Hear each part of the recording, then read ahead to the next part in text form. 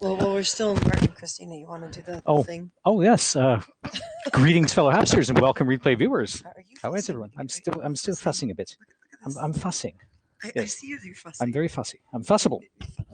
Fussable fog. That's what they call me. Right. Oh, I'm still Christina. Let me do this because Baxter would never. Because I don't know. He's a very nurturing cat. Oh, you mean No, Miss me. Baxter? That's confusing right now.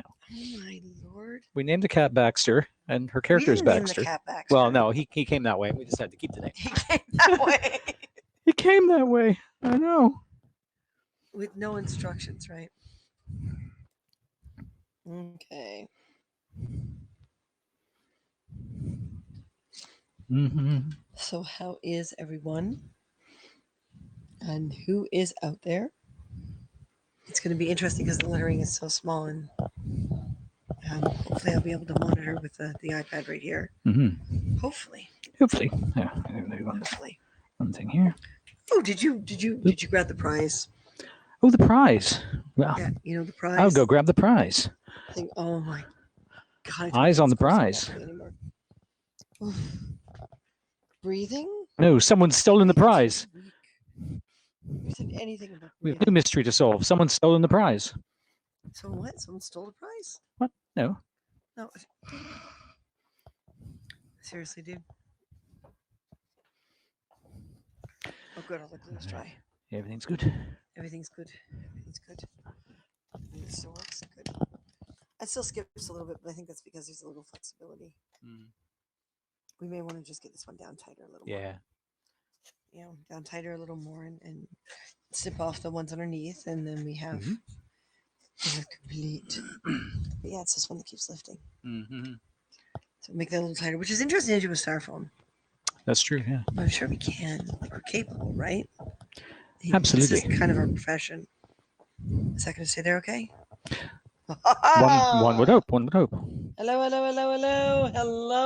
Hello, Vince. Hello. I see a Katrina, Vince, Katie. I hear a Vince. I see a Vince. I don't everywhere a Vince. Here a Vince, there a Vince, everywhere a Vince. Old McFincy had a farm. E-I-E-I-O. There we go. You can put your gadget on, and you're just going to leave it there. I should actually wear it, shouldn't I? Here, Matt. Don't kick your script around. My what? Script. We don't have those. We don't have We're those. still Christina and Martin. Oh, okay. We're not there yet. We're not there yet. Because I want everyone to come in and get themselves and join us. And have a seat. Get your popcorn. Get your popcorn here. Get your popcorn. Popping corn, which was actually, I think, invented in the Victorian era, wasn't it? Popcorn? Popcorn? Or actually, no. Hold on.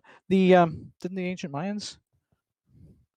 Really? Okay, my strap has been twisted because it got unbuckled and rebuckled. I'm not surprised. Here. Yes, hang on. Hold that. Here, untwist yourself. Oh my God, really? Don't get your knickers in a twist, folks. This is what happens when you have errands to run and traffic gets in the way. We need like a flying machine. But our hair looks awesome. Our hair does look awesome. And our hair feels awesome. My hat. I know. Mine's just all over the place right now. But it's 2 inches shorter. Yeah, I know. It's going to be weird to get used to. Are you comfy now? Yes, is that quite. The right length? Right. That's probably low, isn't it? That's as high as that one goes. That one probably needs to go up. Oh, it is as high as this one goes too. Oh, didn't we at one time put a loop or something up top because it was too long? Possibly. Yeah. You're too long. Hold on. We're not that kind of broadcast. We've already started. I'm in a corset. Here we go, Matt. Give me my hat back. Thank you. Just put up the image on my support for the Steampunk Story Time. Be here as a lifetime friend forever. Thank you, and ever, Thank you, Vince, and ever. We need a volunteer to keep track as to, like with a pen and paper or something, as to who gives awards during the cast. So when we come to the guessing part, they can double check and make sure that the first person who gets it through actually did award us. And it would be great if someone else could do that. Because why are you playing with my iPad? Making sure it doesn't switch off all the time. My punk pad. Is it fully batteried? It is 100% fully charged. Okay. And old. Very old. Very old. This is like an iPad 1. It is, yeah. It's like a first generation, very first generation iPad. So old that I'm trying to remember the auto lock. You can't upgrade that sucker. Never auto lock. Never. It will spit it out like. Oh, and it doesn't close apps like the other one does either. So back to there.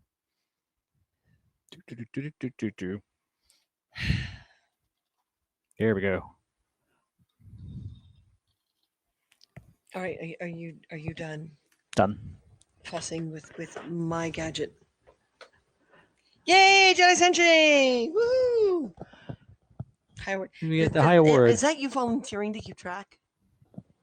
Because if you're volunteering to keep track, I'm all for it. We're gonna need somebody to tally the guesses. Yeah. We're gonna give people a little time to come in because you guys are gonna have to hear each and every part of this in order to guess. And what we're gonna do is we're going to get into character after we do the steampunk intro, and then we're going to do a suspect sheet as if the inspector had written out everything beforehand as to who his own murderer might be, and then we are going to give you some question and answer time. And then once we give you some question and answer time, I'm going to do a 10-second countdown for you to, when I get to 1, that's when you guys hit send. I want to try to make this as fair as possible. Mm-hmm. So the first hope person, it's going to work. Yeah, hope it works. So the first person through who did give an award with the right answer gets a prize. Mm-hmm. So I need someone to keep track of that. Not if I have to, thanks. Oh, all right. I need a volunteer, folks. Anybody? I need a volunteer. Bueller. That's not very steampunky. Bueller. Herr Bueller. Did you just say Herr Bueller? Herr Bueller. Yeah, he's an Austrian airship pirate or something. You know. It's not good to say things like that when you're when I'm German descent. Yeah. Honey. Hey. We're not that kind of broadcast. No, we're not that kind of broadcast either. But it's just I didn't have pirates in my family line. You know, I'm sure you did. Well, we were always advisors to the throne. Oh yeah. Oh, so privateers then. That'll be in September. We'll deal with all of those terminologies in September, folks. That's gonna be fun. Yeah. This corset does not fit me anymore. I'm kind of. You still look awesome. You like it though? You still look awesome. I do. Doesn't she look awesome, folks? Come on. Okay. Tell us. I'm looking down at my chest. So am I. Well, it still makes you. Still brings back the memories of that photograph. Guys, to let you know, I watched the last broadcast. It was good to see Martin back as his voiceover self, and I missed that from you. Voiceover. Yeah. I'll probably get back to it too once I get my confidence back up. It looks like that wants to fall over, doesn't it? I haven't been. Yes, it does. I haven't been very confident in my voicing abilities lately. I'll get back there. Don't worry. Mm-hmm. It would be nice if Martin and I could do that kind of stuff again. Oh yeah. We actually asked my friend recently to do some voiceover for a competition animation. Mm-hmm. That's kind of cool.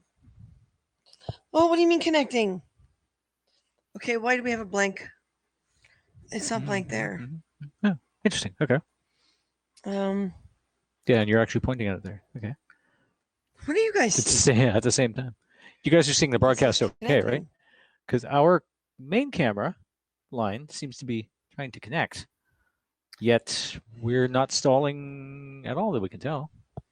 We're practically right next to the router. I know, we should be fine. Although maybe as a matter of habit, until we get a better router or get a repeater or anything, we have to reboot that router every time. No problem here. Okay. Refresh devices. Scroll down. Those are good. Okay. We just can't see ourselves on our main broadcast studio monitor weird. screen. It's just connecting. Yeah. It doesn't make any sense. We don't make sense, Martin. Something is terribly wrong in the ether. Either way. So we've got about another 15 minutes before we're at 7:30. I'd like to find a volunteer to keep track of people who award before 7:30, and then we can start the actual story at 7:30. Mm-hmm. Just to remind you that it's a prize. There is a prize involved. On the iPad, yes. But on our main computer, no. It's saying connecting. Mm-hmm.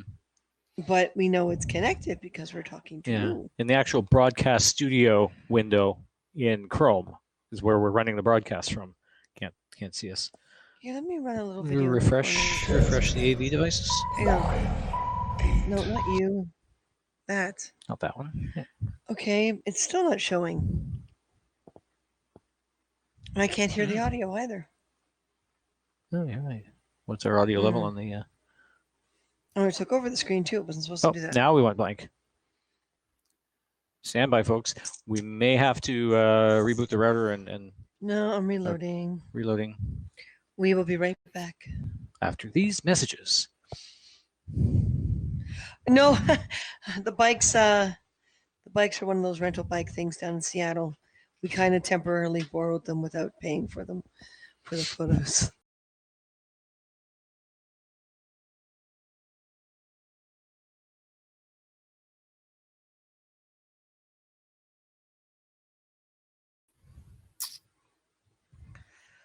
I blame Mutt. He's interfering with the signal. Mutt, turn down your attenuators. Yeah, still, I've got connecting on the computer. But you guys can see us. Just fine, right? You hear us just fine?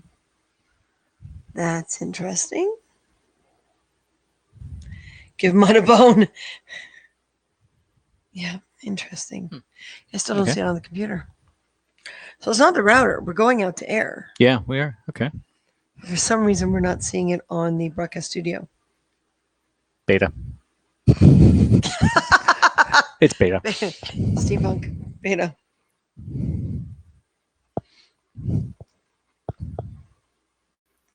That's good. Yeah. So if I go like this again, let me see again if I can get this video up in the corner. So we know at least we won't be seeing Dawn on here tonight because he had to work, unfortunately, since we rescheduled the broadcast, the story time. Yeah, but I can't hear the audio from the other video. We should be able to hear the audio from the other video. You would think, and it's not. Its volume isn't turned down, right?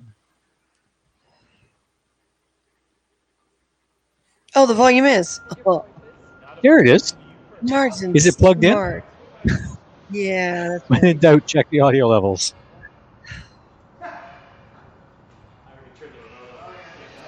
Intriguing. Why is it not showing on our preview? I don't know. I don't know either. Okay, so let's try this. Bear with us, folks. No, again, it shows on the iPad in the play window but it's as not if showing we're an in audience our, member watching, but it's not showing. In our program window. Let's hope the iPad doesn't die battery-wise. Do you want me to grab the charger for it, or we have power available? Excuse me. Excuse me. Hold on, folks. My throat is dry, honey. I should get us some water. Yes, you should. So make this full screen.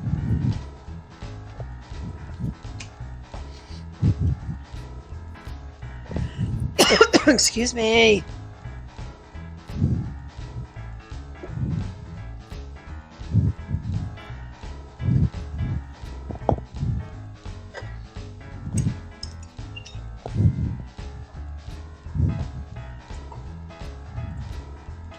Interesting.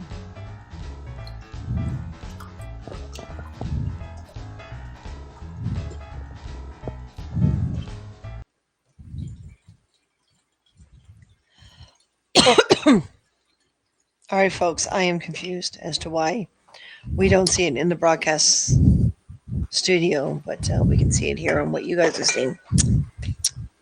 So if everything goes horribly wrong, please someone let us know. So do we have someone? Excuse me. My throat is immeasurably dry. There you go. Oh, the air-conditioned air. Smoke in the air for the nearby forest fires are not helping. Oh, and they're not even nearby. They're in northern Ontario, so they're the equivalent of about a 6-hour car ride from here, 6 or 8 hour car ride. But yeah, the other day the moon was red and the sun was red, which is quite interesting. And the taste in the air is still. Didn't expect to see coming back to So, it was a regular thing all summer in BC. do we have a volunteer? Do we have a volunteer? Do we have a volunteer? We so far do not have a volunteer, huh? So the question becomes, Can we do this ourselves? well, we can, just how easily. I know, yeah. Because if I go like this and hit that little one hand. Oh, no, right. This isn't an iPad. This is. Yeah. We keep doing that. You know, we got so used to mobile devices and iPads and touch screens and everything. We keep touching the screen on the laptop to, you know, click a button or scroll or something like that. And it's like, oh, great. I can use the trackpad. We could do it that way.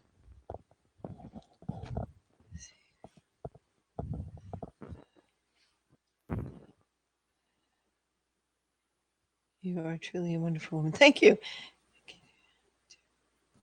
Inspire the prop makers around the entertainment. Inspire? What do you need to be done to keep score? Well, just basically every time someone gives an award, write down who it is. That's all. You know, or screen capture it or whatever, but write down who it is. So at the end, when we say, okay, go on the guessing front, then the first person who guesses the right person, the right character, right, you'll be able to say, yes, it was this person. That's really all it is. That's really all it is. I mean, I'm seeing here, I can click on the little thing up in the upper right-hand corner. Yeah. You can do that. Yeah, just keep track of who gives us awards during the cast. Mm-hmm. So when it's time to guess, the first person who guesses the right person, is the winner. So you can be able to say, no, they did not give you an award. They're not the winner. Or sorry, yes, or yes, they did give you an award. They are the winner. Because we'll keep going on with the breakdown and everything and the reveal, and that'll be after the guess. So as long as you remember who it was, then that's fine. I'm assuming that Jedi Senshi, you're not going to guess, because if you're not going to guess, in order to make it easier on yourself to see who is the one who guesses first correctly, I can text message you who the murderer is. You just got to keep yourself shh to the very end. So what do you say, girl?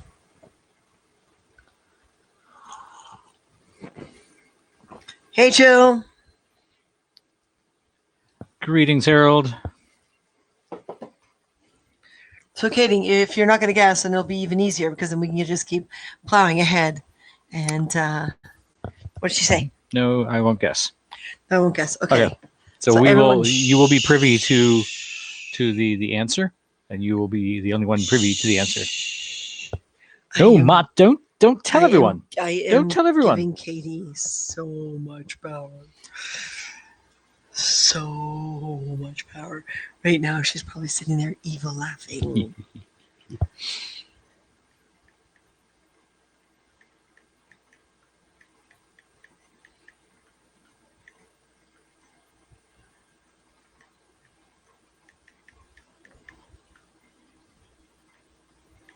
I can't remember. Quoting Starman. Missing some comments here.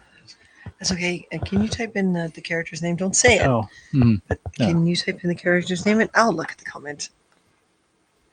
Already guessed that you got your vaccine. Yes, that's true. Quitting Starman.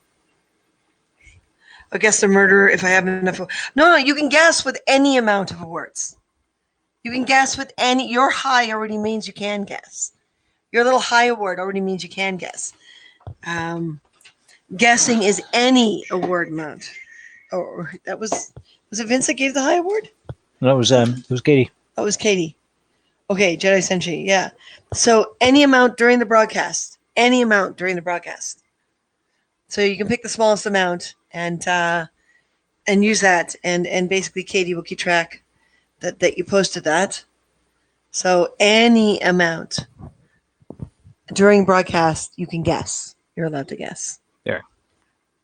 Go on. So Martin just said, so you're going to be we're trusting her. Mm-hmm. Ho. Katie's now an evil member of this group. So there you go, Katrina. Woo, super hard. All Yay, right. Super hard. That's Can we get out of interesting to do while I'm in a corset. frame? Oh, this one. No, you can't. Can't quite get out of the frame. Yeah. I guess we Smog's should going. silence our phones. Oh yeah. Actually, Got it. Mine's Okay. in the other room anyway, so not a big deal. All right. So we're almost at a good time, and everyone, if you want to check in, Katrina is our first official award for being able to guess. What? Please, what? Please, what? Yeah. Please don't torn your threads. No, from just- stretching our arms up like I'm that? not Yeah. worried about tearing any threads. I'm worried about everything staying, but it seems to have stayed. Wardrobe malfunction? Yeah, we don't want Yes. that. Yes, when I can get back down to myself, this will fit again. I hope. I think my body's changing all the time. It seems, being menopausal. So, how are we all feeling? We're almost at a 7:30 mark that we can start the story. So what we'll do is we'll do a steampunk introduction, and then we'll get into our accents, and we will start the story. Remember, any amount of words means you can guess. Watch for the clues as to win the guess. The first person that comes through, who has given an award during the broadcast and guesses right, is the person who wins the award. Mhm. This is the award. It looks like wood, but it's actually styrofoam because it was a bento box, and we can't leave anything alone. So bento box, and we've got the gears here, and we got a little steampunky things on it. And I did, I decorated the side because it was just looking too plain, and I couldn't stand it. I was gonna put like these rivets all the way around, but I realized that it wouldn't clear the crank. And then we got this little light here that one-handed I can't turn on. So you just twist it to turn on, and there's a little magnet on it, so you can put it on the fridge, or you can stick it right back there on the a little bolt in the middle. Yep. And it's easy to change the batteries. You just pull off the end. Are we going to do that here, or it's? And now they know where to find us if they're having a hard time. Yep. Right. And then these are earth magnets. Now, because it's a foam box, looking like wood, you can either slide it a little bit or open it like that. It did survive the fall, guys. It did, yeah. The only thing that fell off was the magnet. Well, it's a magnet. It's just hard to. Yeah. There's the box. It's There's not the lid. It's fine. It's all good. See, Everything survived. everything's fine. Because it's foam too, you can insulate. It's meant for food, right? It's originally meant for food. So it's food safe. Well, sort of. So because they're rare earth magnets, food safe. and this is what I was trying to demonstrate. You open it by the corners, and you open it by the corners. And then once you get the voila, and I made the bottom kind of look like hammered kind of copper gold bronze, plated. sort of, yeah. That's not bronze; it's gold. Gold. Old gold. Yeah, so it looks like it's hammered. Because we're gonna be hammered. But yes, we decided to use rare earth magnets, and we didn't think about how flexible styrofoam was. And how strong the magnets are. So, if the winner wants, we can replace those magnets before sending it to you. Replace them with something a little weaker. Yes. You don't line up there. Or?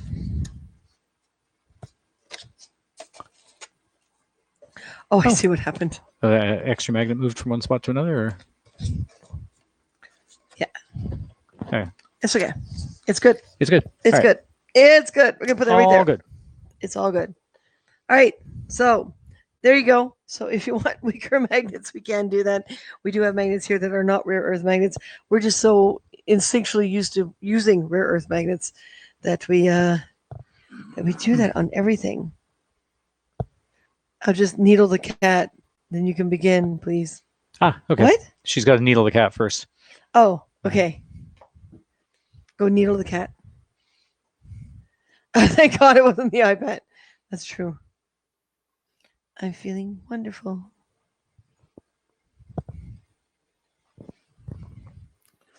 So we'll let Katie needle the cat.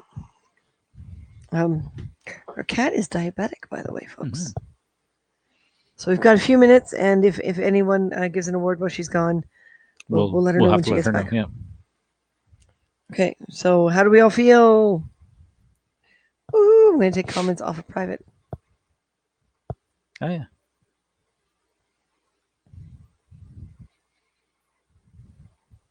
I think that's the...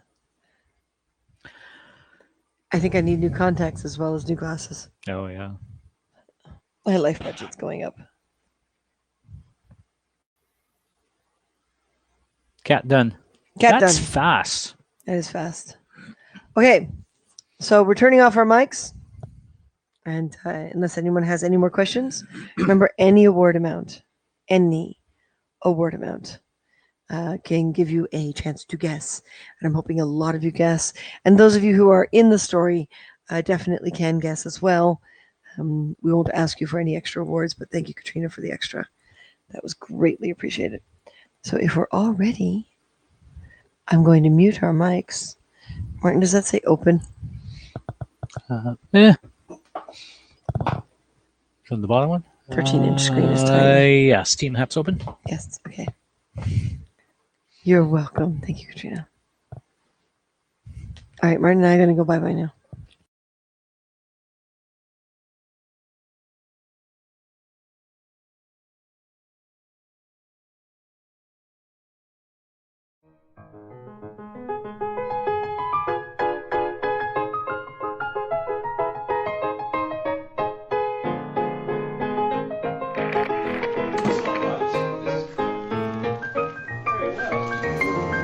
So how on earth did a gentleman this far north end up with a tropical poison in his system? He was either clean of fibers or he hasn't been circumcised. I'm not sure.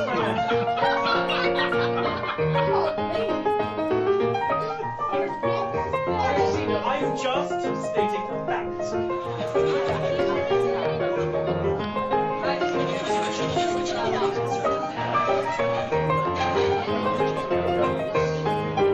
It is now standard police issue.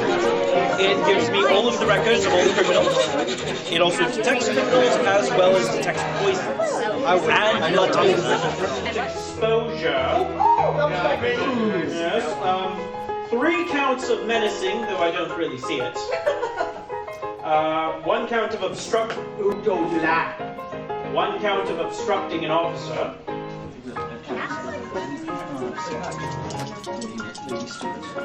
You're that worried about her money. Yes. Wait. Go down, go away.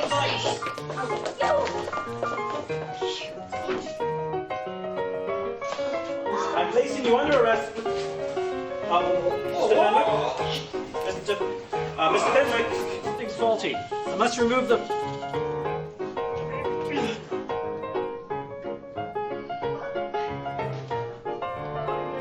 Fenwick, I am placing you under the arrest for the murder of Miss Baxter. I'm placing you under arrest for the murder of Miss Baxter. Oh, yes. Oh, no, you don't. Nice try. And you are coming with me, sir. Thank you very much. We now have our murderer, and you're not going anywhere.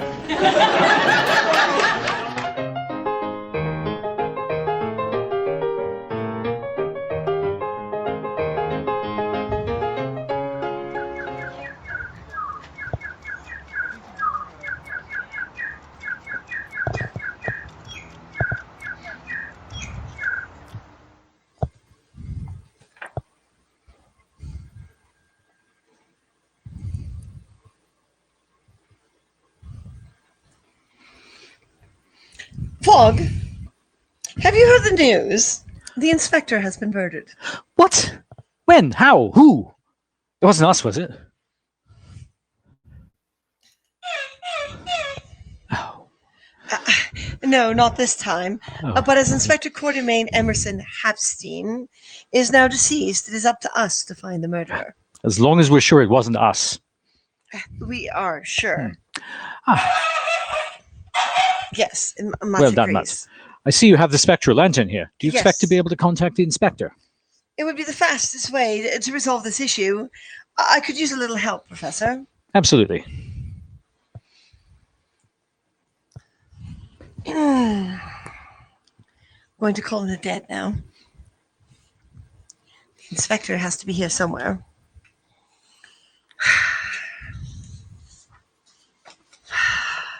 You must focus harder, Fog.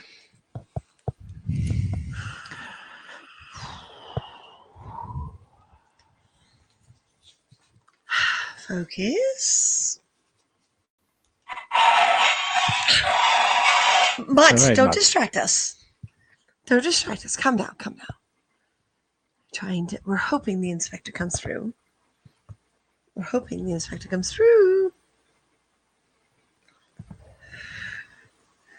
Focus, Fog.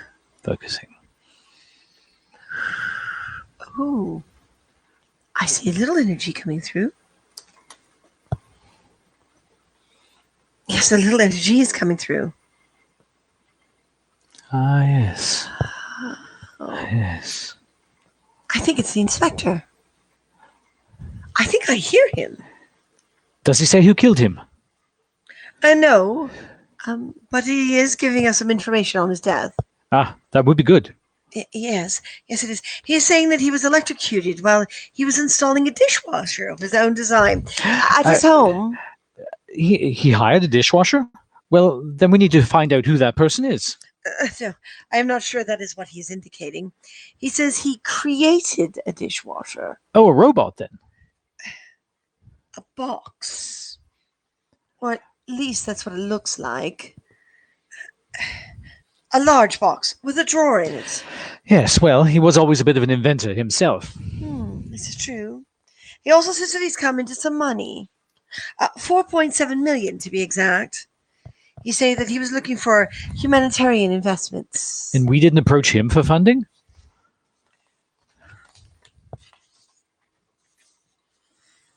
Oh, you appear to have been distracted once more. Oh, there's a little more energy coming through. I can see it now. Oh, you may have interrupted my connection. Because it's coming through a little stronger now. Ah, yes. So, to reconfirm, he does say that he came into money, 4.7 million, and that he was creating a dishwasher, which looks oddly like a box and has a large drawer in it. And, oh, where'd he go? Oh, he's gone now. My distraction seems to have completely interrupted the connection. Then why we're not using the files? Files? Of course. They should be on the inspector's device. Are you not fixing it for the constabulary? Ah, it is. I have it right here.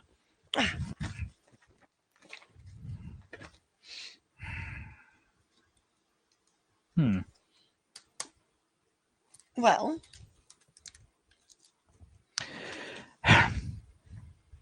And apparently it has not been fixed. oh. Well then, we could do it the old-fashioned way. Paper files? Paper files. Yes. Oh, quaint. Quaint, yes, very much quaint. With files, it may take a little longer to come to conclusions. We could use a little help. We could. Well, what about them? They could help. If they listen closely enough, I suppose they could. All right, let us go through the files then. All right. Let us go through the files. Now, these files were written by the inspector while he was still alive. These are the most recent files. I'm hoping there are an appropriate number of clues. There appears to be.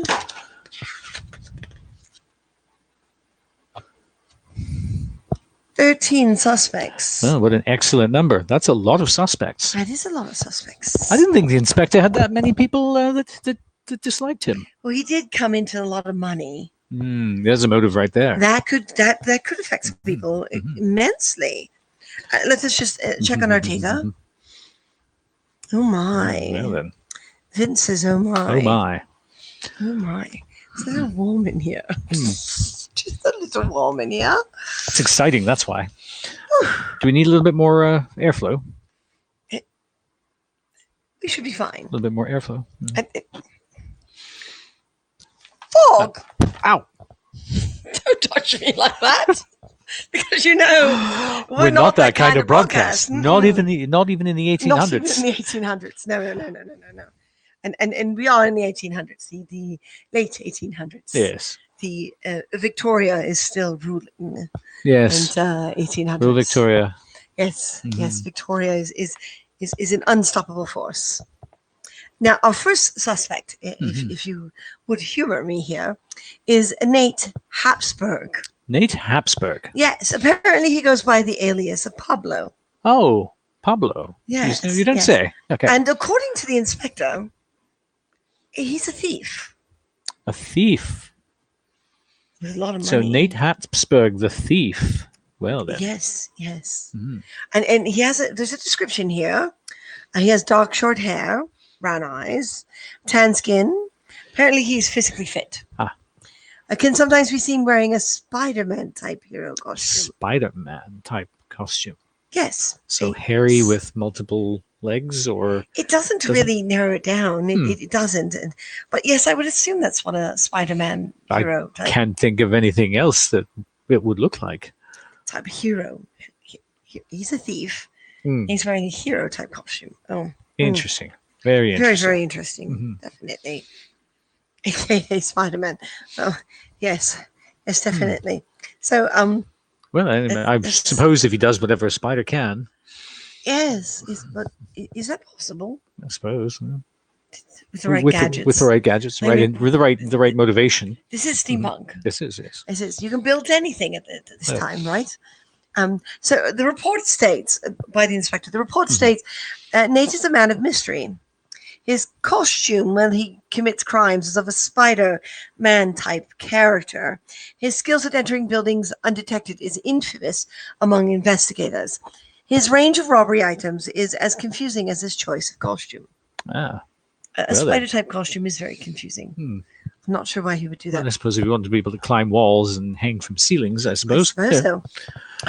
The inspector says, I found one of his robberies in the unsolved files.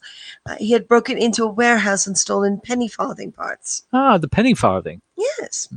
I have come to the conclusion that the penny farthing racer known as Spidey may be one and the same person. Well, it does make sense. Hmm. It definitely makes sense. Because of this, I concluded that he would show at a race with the stolen parts. I was lucky. He did. He did. When I Wow. unmasked him, I discovered that he was my neighbor at one time and was a guest in my home as I invented my dishwasher. We're back to Well, the dishwasher. back to the dishwasher. And he did say, the inspector did say in his corporeal form that he was building a dishwasher. He had decided this one time to go against one of his own rules, and that is not to steal for himself. He usually steals in order to sell the items. I determined that he was at a point where stealing for others was not as exciting. I quickly arrested him and put him in jail. Shortly after, he got bailed out by the philanthropist Victor Theodore Habsgrove. Hmm. I was very disappointed. Yes, I guess can it imagine was. he would be. Yes. Yeah. Evidence acquired. A sports drink with an unusual smell. Hmm. Penny farthing parts not yet claimed. Aha. And dishwashing soap. Dishwashing soap. That's an unusual piece of evidence to hold. Dishwashing soap? I'm wondering about the sports drink with an unusual smell. Hmm. I mean, I don't use sports drinks, do you? No. Have no need for them. That's true. Neither do I. Would you like to read the second one? Absolutely. All right, go for it. This one, the suspect file is on Victor Theodore Habsgrove. Alias is Peter. He goes by the alias of Peter. He goes by the alias of Peter. Ah, yes. And according to the inspector, this gentleman is a philanthropist. Oh, He's financially well off and contributes to others. So it yes. would seem, yeah. He's described as having dark, buzzed short hair, green eyes, pale skin, a wide smile, and very light facial hair. A wide Mhm. smile. A wide smile. Would you trust a man with a wide smile? No, can fit both feet in his mouth. It's not definitely not the kind of person to You're trust. Yeah. I don't have a big enough mouth to do a wide smile.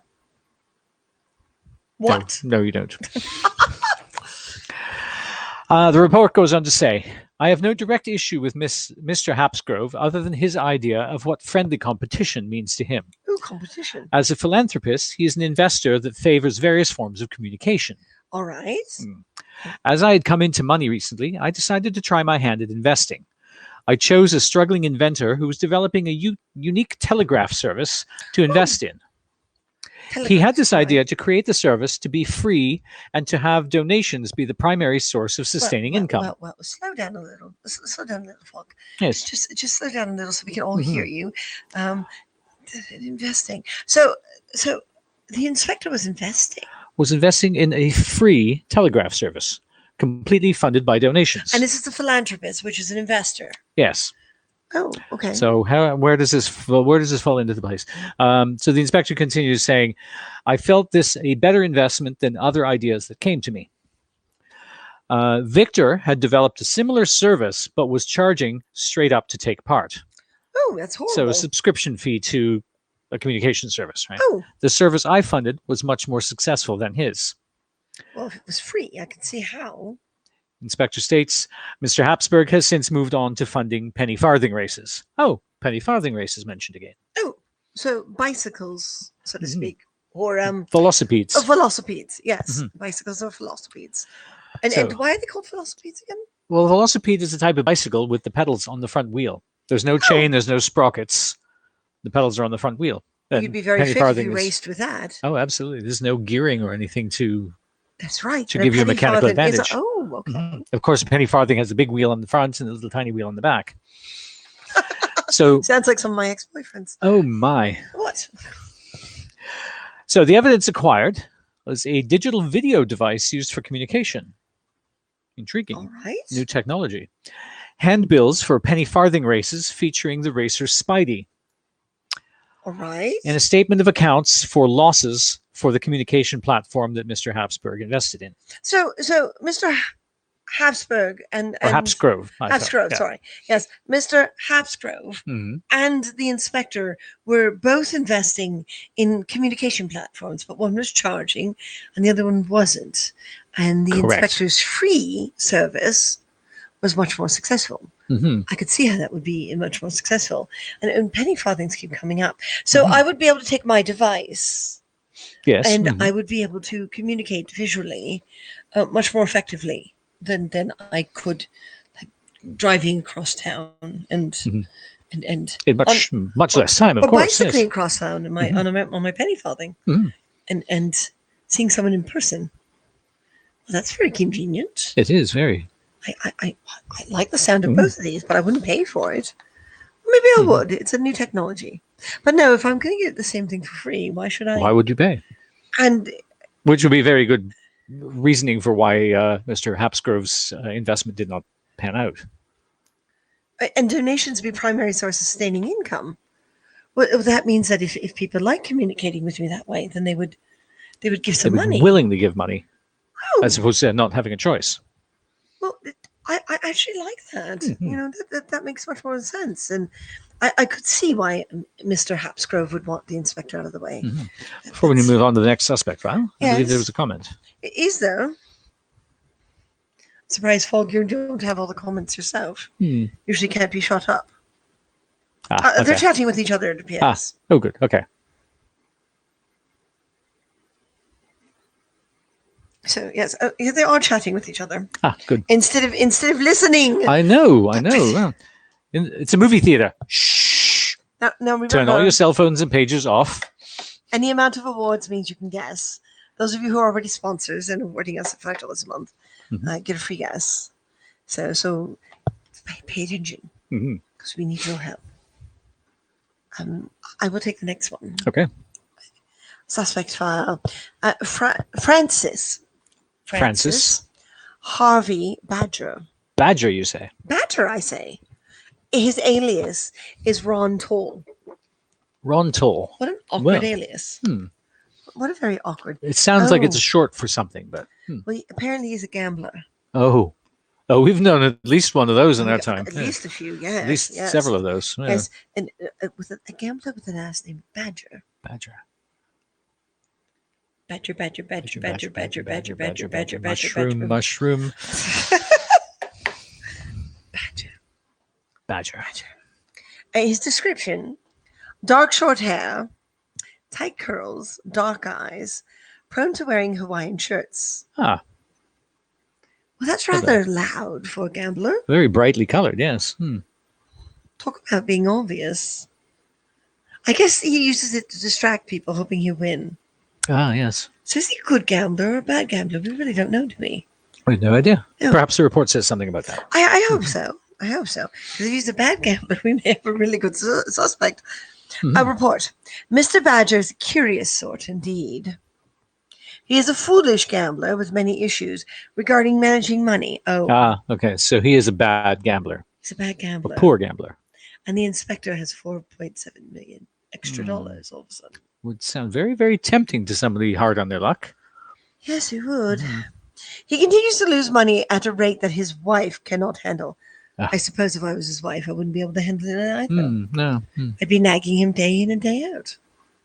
He'd never get a moment's peace. Do you get a moment's peace, Fogg? Oh, absolutely. Oh, good. You answered the right way. Mhm. Ah. During a banquet that both they and myself were invited to, I found his begging for funds to play the tables overwhelming. Hmm. Oh, my God. He did So ask the he was inspector for begging money. the inspector for money. Oh. So he could gamble it away. Oh, I'm happy the inspector didn't give him any. I was innocently invited his wife to join me to a concert in the second function space. Oh, wait, I'd want to Ah. get away from him as well. Absolutely. And I'm sure his wife appreciated the break as well. Well, I hope so. It doesn't sound like a great husband-wife relationship. It was purely innocent. Ah, see, there you go. The inspector is a teetotaler, from what I've heard. He is. And a very honorable man. Yes, as I have a difficult time seeing such accidents befall a better woman. Hmm. At one point, she handed her kerchief to me, as she had said I had small dribble on my chin from my beverage. Oh.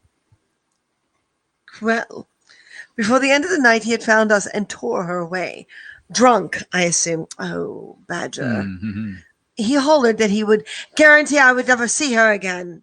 His mannerisms sounded very threatening, but not knowing if he was sober or not, I cannot pass judgment or come to any conclusions. Mhm. I have heard that she is now with another. Oh, so she left Mr. Badger. It does look like she left Mr. Badger, and it does Well look then. like Badger has problems with alcohol.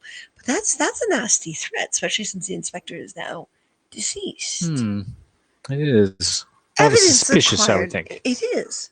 Evidence acquired. Her kerchief. Hmm. A torn photo of her and Mr. Badger. Oh, That's a sign right there, that's isn't it? never Yeah. good. And her copy of their house keys. That's not No, good either. that's not good. No. That's not good at all. Oh, Mhm. Mr. Badger. I can check on some comments. Dear Mr. Badger. Yes, yes. That- Badger. Yes. We all remember that, right? How we- can do we we- do we? forget? Do we? Thank you, Vince. I no longer live in Washington and moved to the East Coast. Yes, that's right. He did. That's right. Yes. It's the board game clue. Hmm. Maybe they should become partners in the 1800s. Yeah. Is that a bad sign? Yes, it's a very bad sign. Now, folks, remember, if you give an award during the broadcast, you can guess and get a prize. Would you like the next one? Absolutely.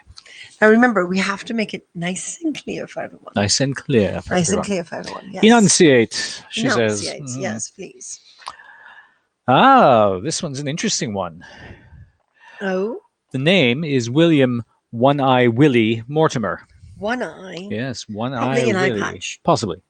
or glass eye. His alias is Red Eye Knight. Nice. And according to the inspector, Very he is an confusing. airship pirate. Oh, I've run into some of those in the Hmm. past. Mhm. I'm sure you have as well. Plenty enough. Yes. The And nasty they've chased our own types. airship enough times. This is true. We have to guard. We'd be on our guard all the time. Yes. He's described as being tall, gray hair, with a handlebar mustache, blue eyes. Well, I guess one blue eye at least. The other one he's a red one-eye, or yes. missing. Yes. Well, and you're right, and an red eye. imposing personality. Imposing person. Imposing personality. Oh, Mhm. I'm not sure how I feel Well about that. Yes. So the report goes on to say, Mr. Mortimer has been an elusive quarry for many years now. His airship, the Armageddon, has eluded capture by many authorities. Oh, so we should be watchful of him. Keep an eye out for the All Armageddon. right. Keep an eye out for the Armageddon. I had the misfortune of encountering One-Eye Willie one dark evening recently as I was walking the West End. He and his ragtag crew confronted me in an alley. Nasty. Very much so, yes. He had heard about my recent windfall and was determined to relieve me of my financial burden. Well, that does make sense. Everyone Yes. seems to be trying to go after the I inspector's know, money. Well, this is it. You never advertise that you want money because everyone wants to be your Oh. friend or wants to kill you. But isn't that part of the lottery? It is. Is it it is. they it have is. to advertise I think you? so. I think so. Yes. Well, that's kind of foolish, isn't It is. It is. It is. They Yes. should do it with like with something over the face, like a mask, like Or blurred. you know, the big. Oh, the masked winner. There could be a new series, The Masked Winner. Yes, exactly. You know, Uh, the big viral the bird. plague doctor. plague doctor Plague mask. doctors. Yes. So he goes on to saying, feeling that my time had come, I braced for the onslaught. Oh boy. Well, when you're surrounded by a band of pirates, you never know what could happen. I mean, how do you defend yourself if you're just a single person out for a stroll? He's an inspector. You think he'd be trained? Well, I suppose. Yeah. yes, But against that many, who knows? that's true. Mortimer's crew was interrupted as a large celebration broke into the street after the announcement that New London had won the pennant. Oh, I that's remember lucky. that. Yes, I remember alright. that, yes. Yes. In the resulting confusion, I was able to disappear into the crowd and the pirates fled the scene. Oh, that's very lucky of him. Very, Lucky of very him. lucky. Oh, however, What? he goes on to say, upon my return to my apartment, I discovered that I had been broken into.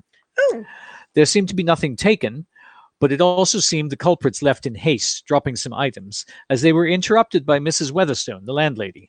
oh. Well, the landlady. So we might have the landlady as a witness. We might, you know, yes, and at some point. if Yes. we acquire more information. So the evidence acquired Okay. in this particular Yes. file, a bandana with the sigil of the Armageddon, Oh.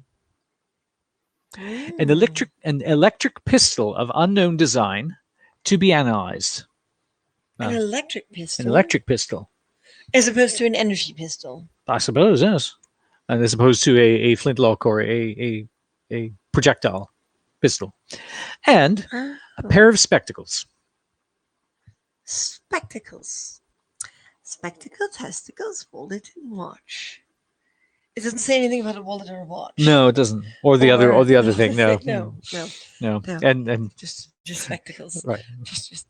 Yes, you know that, Fog, don't you? The I spectacle, think yes. yeah, I know, Yes, yeah. yes. Doesn't Do you apply actually- to you. Do you actually keep your wallet here? No, I don't actually. Oh, well, where do you keep your watch? Hmm? Did you lose your watch? Oh, watch down here. Your watch is down there. Hold on. I have my one. Oh, no, there it is. Oh God, you without your watch is like, all right, your watch is there. What good's a That's- Victorian mine's gentleman right without a fob watch? Mine's right here. That's right. So I would be wallet and watch. Oh, I Wallet and see. watch. Yeah. Yes. Which is going to really confuse it. Yes, That's a very interesting symbol. yes it is. It is. It's my own. It's your own. It's my It's own your own. personal Oh, okay. That's right. It's my own personal symbol. I put my watch. Wherever you're from, I'm sure it applies. Yes, exactly. I put my watch somewhere where I could do that with in order to create the symbol for myself. So it's broken into. Oh no! So in an electric pistol. Well, I'm assuming it would be similar to that.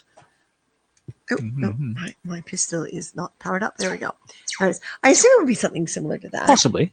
So you have to be a little closer though with these. I discovered just a little closer. You can't really fire too far with the smaller pistols. The larger weapons of this type you can fire much further, but these don't have to go very far. So I assume he was electrocuted, but again he was working on a dishwasher. Creating a dishwasher, that's an electrical system too. There would be motors and pumps and Oh my. whatever other mechanics are involved. We have so many electrical things involved with this case. Ooh, this is going to be difficult. It's going to be very difficult. Yeah, it's not the kind of broadcast, exactly. So we're going to move that to the back, get out of the way, and going to double check on the comments for us. If I was confronted one-eyed Willie in the alley, I'd rather go out with a bang. As in a pistol. Desiree. There we Thank you, go. Desiree. Totally smart. And oh dear, yes. Just as long as they're not your spectacles. No, mine are right here where they Yes. where they belong. Yes, exactly. And again, any amount of reward on this broadcast. Mhm. Now, I noticed, Vince, that you put an award on the last broadcast. Did you mean to put it on this one? You're going to have to get that because I'm in. I'm definitely going to have to get that. Well, at least they didn't scatter. There you go. Yes, thank you so much. Vince, did you intend on putting that award on this broadcast? And boo-booed? Because I know you said you were saving for this. And did you intend on putting that award on this broadcast? If so, then I will get a Jedi Senshi to count you. Let us know. All right, suspect.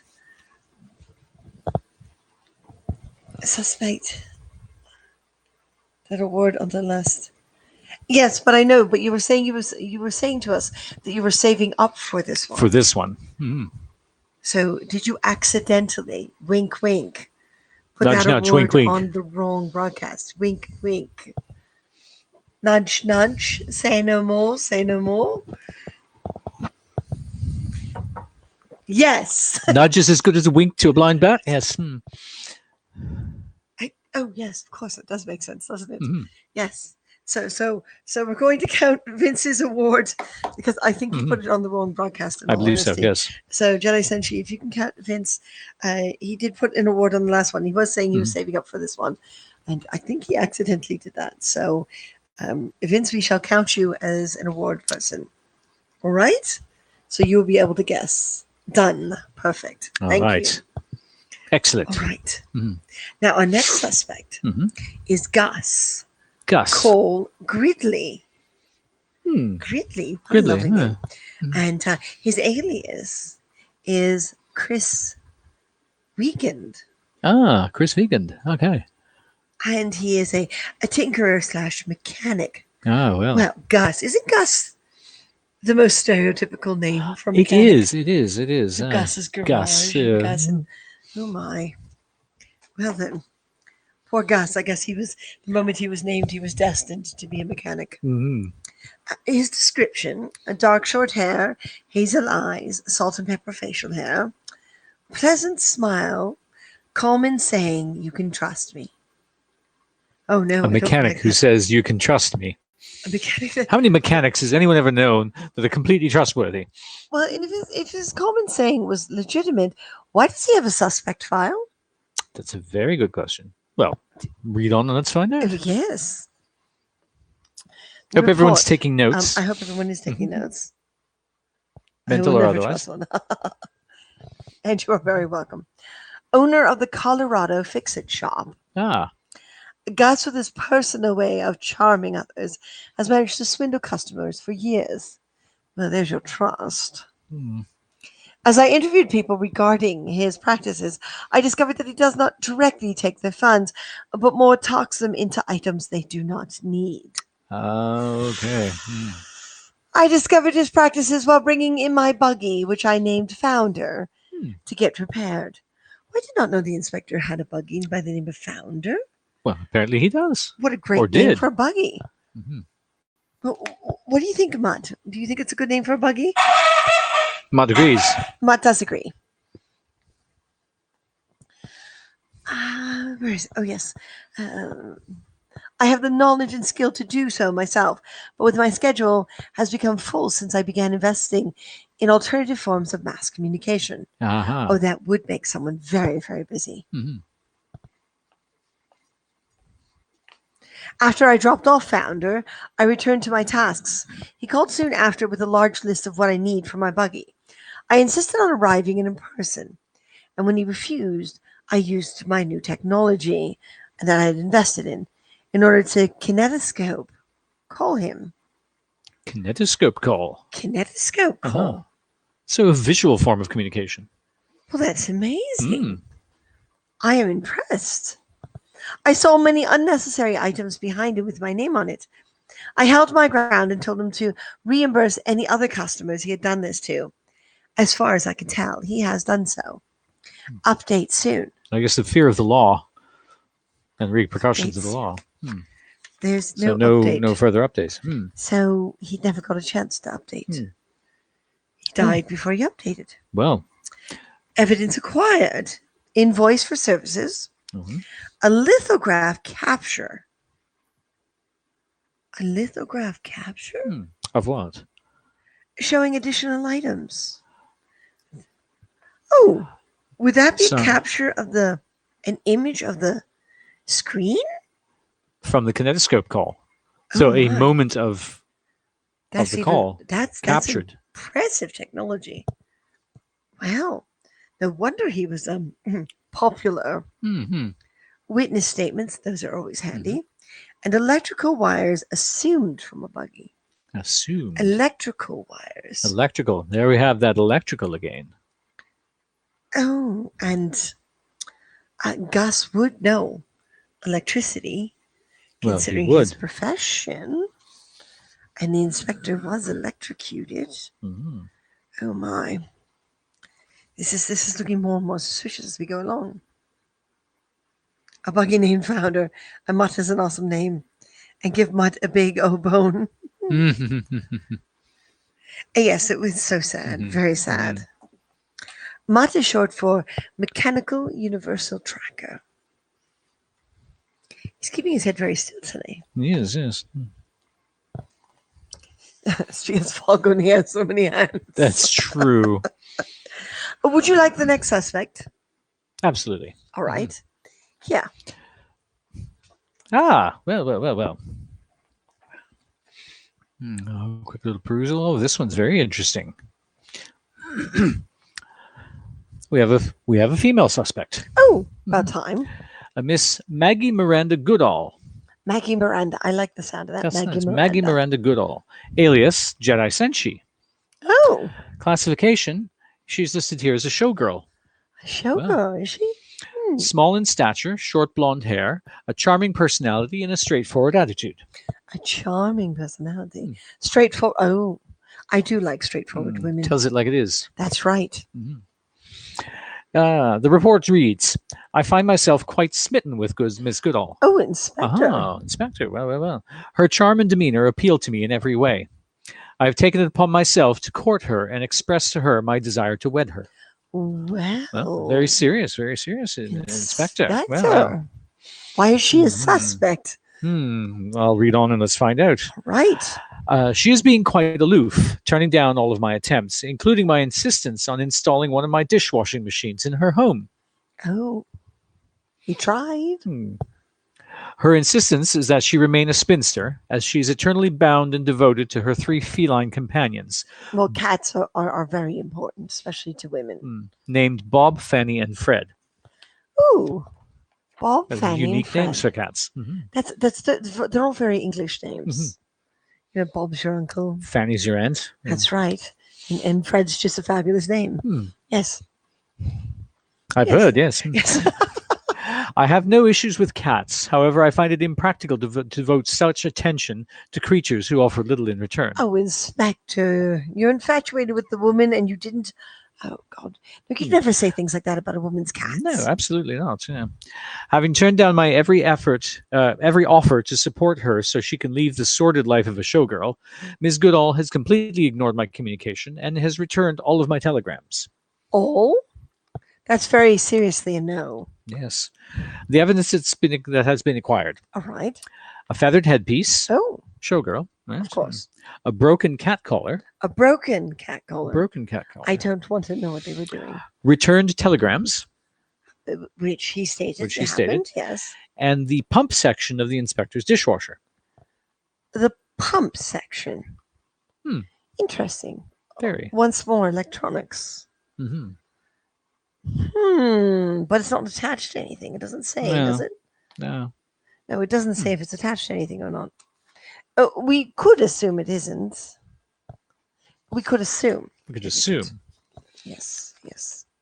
So, But as part of an open-minded, non-partisan investigation, course. assuming is too presumptuous or assumptuous. Are we presuming or assuming? I think we're both. Keep mine oiled up in case he starts to break down. Hello, my good punks. Hello, Mr. Chris. Yes, you just missed your part. Mm-hmm. Nice Gus. cat names. Yes. That's all right. We'll be doing a quick synopsis. Very quickly. A quick recap. At least you're here, yes. The pump section. That is strange. It is very strange. And why did she return just the pump section? I don't know. Is that all he sent her? That's possibly as far as he got. It before sounds she- yeah. suspiciously like putting a horse head in someone's bed. It does. It does. Very, very, very, Just put the pump. very just- mafia. Yeah. Very mafia, yes. The cat mafia. That's right. Inspector. He's obviously not very classy when it comes to kitties. No. No. Oh God. I'm not sure I like any of this at this moment. It's just This like- does not bode well. No. Inspector, we've discovered some sides of you that we don't greatly appreciate. Very mafia indeed. Yes. Yes, very much so. Our next suspect is Nathaniel Cephas Pipes. Pipes, you say? Pipes. Oh, I wonder if he's a singer. I wonder. Pipes. Pipes. Good set of pipes. Good set of Yes. pipes. Oh, his alias is Bagpiper Don. Yes. Well then, And apparently he is a showman. a showman, you say? Yes. You know, showmen can talk their way out of anything. They can. They can. They yes. can. They can convince anyone of anything. Absolutely. They can. Description: tall, dark short hair, brown eyes, Caucasian, physically fit, often seen wearing a kilt. A kilt. So he's Scottish. I assume Perhaps. so. It doesn't. We don't get to hear what they sound like, so Mhm. we can only assume that because he wears a kilt, he's Scottish. Report: Nathaniel is a consummate showmaster who has been operating in the district for some time now. Recently, I have been suspecting his operations are not of an entirely honest nature. Oh, Inspector. Seen operating alongside a musician named Erin Emery Bowman, a fiddle player. Oh, Bowman, a fiddle player. Well, Apparently. Together they have beguiled the local gentry and invited themselves into some of the most exclusive soirees with the alluring sound of their music. well, it would provide all sorts of opportunities to swindle someone or all sorts of nefarious acts. Yes, and as we've established, the inspector did come into money. Mm, 4.7 million is a lot. And of being money. quite connected with the gentry, he is also invited to many of these soirees. That's true. I wonder if he was at the same soiree as Mr. Pipes. At one particular soiree, a guest who had spoken ill of their talents was later that evening found to be bludgeoned to death with a candlestick holder. Oh. Bludgeoned to death with a candlestick holder. Ooh, that doesn't bode Was it very the butler well. in the pantry? I don't know. I want to see the butler's mentioned. I was called to the scene to investigate. Okay, so he was not at the He event. was not at this particular. He was called to the scene. Okay. The first suspicion was that Mr. Pipes had been the culprit, as he was nowhere to be found. Oh, Well, to be insulted, it would probably hit him very, very deeply. So, tall, it's, dark, short hair, brown, tall, Mhm. physically fit. Could you envision a man of that description crying off and insulted? And Hmm. well, I guess so. He could. He's wearing a at kilt and he's least in Scottish. a, I at can least in see a it. rage. Yes, Yeah. Mhm. yes, Scottish in rage. It does make sense. Scots rage. Although yeah. I could see him crying if he's Scottish. Actually, crying would more be Irish. Would more be the Irish. Yes, yeah. it would. It would. We're going to get in trouble with this woman by the name of Helen any moment. Possibly. Yeah. I was called to the scene to investigate. The first suspicion was at Mr. Pipes, yes. When I tracked down Mr. Pipes several days later and confronted him as to his whereabouts, he protested strongly, claiming that he and Mr. Bowman left the soiree early as they were to catch a train out of town that night for their next engagement. So, in other words, he was in a rush. He wasn't insulted. So, if he was Scottish, At that would least be so, that he says, Scottish yeah. pride, right? Right. As yet, I have not uncovered significant proof of their connection to this murder. Evidence acquired: one bagpipe reed, all right. Brass candlestick holder. Oh. The potential murder weapon of the socialite. Could be kilt pin. So that would lead the inspector to suspect that Mr. Pipes was the murderer of the socialite. So if he murdered the socialite, though, and the inspector is right, then he could have murdered the inspector. To cover his tracks. Could have. Mm-hmm.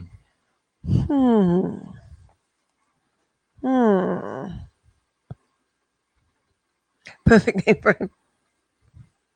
And thank you, Sue, for subscribing. Oh, yes. Thank you very much, Sue. Yes, Vince is helping us out wonderfully. Excellent. For those of you who just joined us or are recently subscribing, for any award amount, when we give you the cue, you can guess who's the murderer. Don't worry, I will have a small question and answer period where you can run ideas past, and then the first person who guesses correctly will win a prize. And that's any award provided I do during the hope- course of this broadcast. I do hope we get 13 guesses because there are 13 suspects. Oh, yes. All right, so Mr. Bowman is next. Oh, So the two performers are together. Does that mean Mr. Bowman is also a suspect? that's entirely possible. I wonder if they did it together. Would you like to read Mr. Bowman's? Absolutely, yes. All right. Aaron Emery Bowman, alias Joel Burdick. Joel. Joel. Could be a piano player, too. Yes, it's in Billy. As in, yes. Classification, musician, fiddler. Fiddler. All right. So not a pianist. no. He's described as being tall, having Not a dark- pianist. not even a 12-inch pianist. Thank you. Okay. He is described as being tall, having dark, short hair, blue eyes, and Caucasian, and of heavy build. The report goes on to read, see report on Nathaniel Cephas Pipes for Oh, which we just correlation, read, yes, which we just okay. read. Okay, so he has established a connection between the two. Mr. Bowman has been in the arts scene for several years. Right. I've discovered that he had recently affiliated himself with Mr. Pipes, and the two were beguiling the local gentry with their music at many social events. Yes, which does relate exactly back to what he said about Mr. Pipes. Yes. Yes. At one particular soiree, a guest who had spoken ill of their talents was later that evening found to be bludgeoned to death with a candlestick holder. Also corroborated in the other story, in the yes, other exactly. report.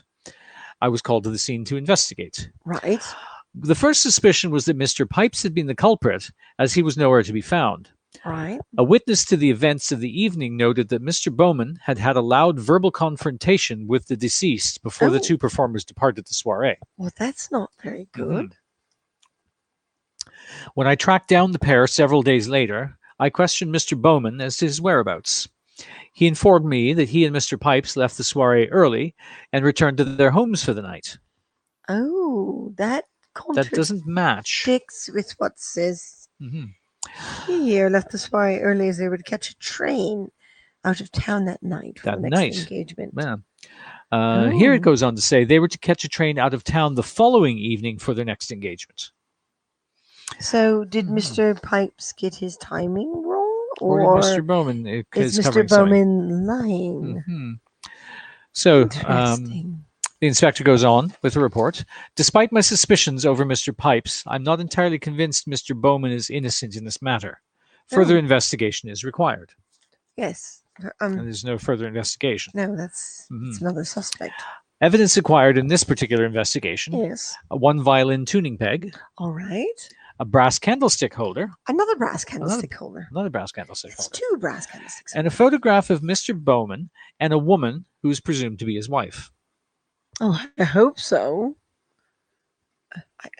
I Hmm. well presumed, yes, but they both had candlestick holders as evidence, so they both had candlestick holders.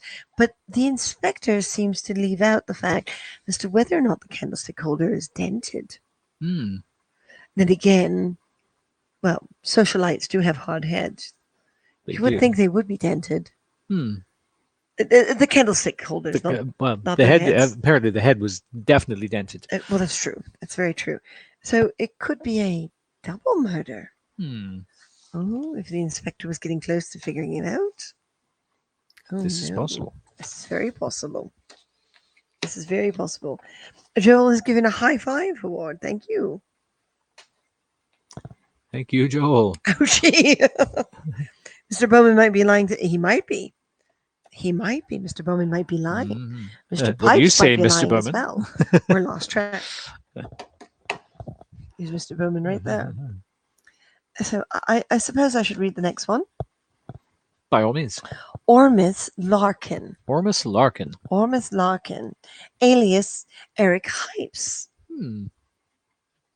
Classification: mad inventor. Mad, you say? Mad. Mad. It says mad right here. Was So he angry obviously- or was he insane? I don't know. Obviously, the inspector felt that he That was was- mad in one way, shape, or form or the other. Important enough to put in the file. Yes, apparently, because it is a classification. Mad inventor. Mad inventor. Description: tall and slender, long and dark hair on his head and facial. Can sometimes be seen with dark markings on his face. It sounds kind of tribal. It does. It does. does, It it does. does. A report. I received a call to the House of Commons where it was reported that Lord William Ross, the head of the Open Thought to Spirit Task Force, had died of mysterious circumstances. I had heard that William Ross was assigned to look at spirituality amongst culture and help the Queen determine the ruling class of spirituality. Oh, So really? that she can, yes, so that she can progress forward. That would definitely make him a very popular person to talk to in many ways. I'm assuming. Very much so. Yes. But had died had died of mysterious circumstances. See, that's where I'm thinking that Ross being so popular. The popularity also breeds enemies. Yes, and well, the inspector had to solve this. Upon further investigation, I discovered that he had undergone a process with a new machine built by Mr. Larkin. Oh, that's not where I thought that was going. I thought it would be like a fan or a groupie or an enemy that would either accidentally kill him or kill him on One would purpose. think, yes. But So what is undergone this a process machine? with a new machine. Mr. Larkin, the mad inventor. New machine. I'm sorry, if I was a political person or a member of the courts of England, I would not let a mad inventor near my login. No, nor a mad anyone for that matter. That's true. All right, the machine is designed to look into the minds of criminals, and if you do not feel guilt, it should leave you unharmed. What an unusual contraption. Yes. That could be why he referred to him as mad. Mm-hmm. I pursued the machine, hoping that this was merely an accident. Upon contacting Mr. Larkin, he attempted to convince me to use my recently gained funds to support the machine. Why in heaven's name would anyone support something like that? Something that would cause death like that. I mean, I suppose I could see how the police force could use it, but really? He claimed that Lord Ross would be alive today if he was innocent. I suppose if that's the way the machine works. I refuse to fund such an unreliable device. Good for you, Inspector. He did not seem pleased and felt that the machine was perfect for the police force. Well, there you go.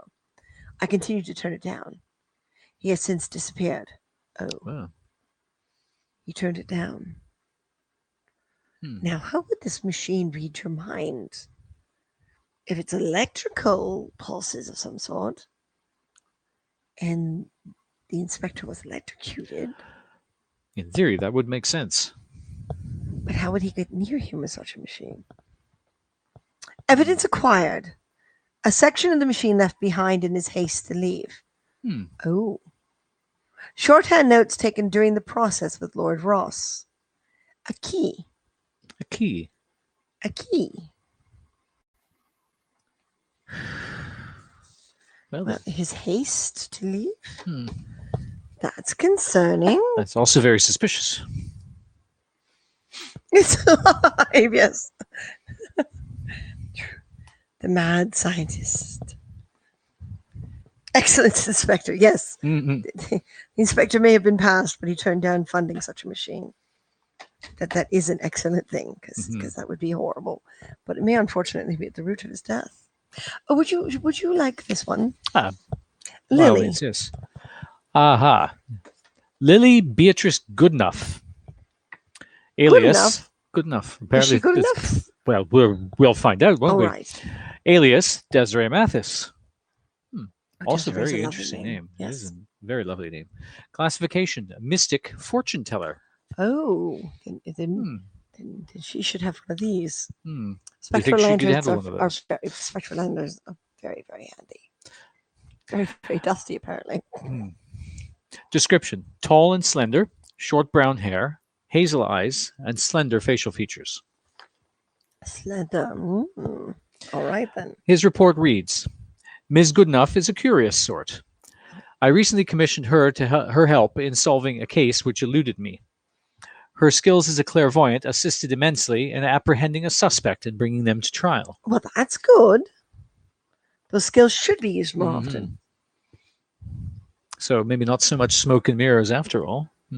No, who are you talking to? Oh, We you all don't- know smoke and mirrors. We don't use smoke and mirrors. After the completion of the case, Ms. Goodenough began behaving erratically, Oh, contacting me repeatedly to warn me of my imminent demise. oh.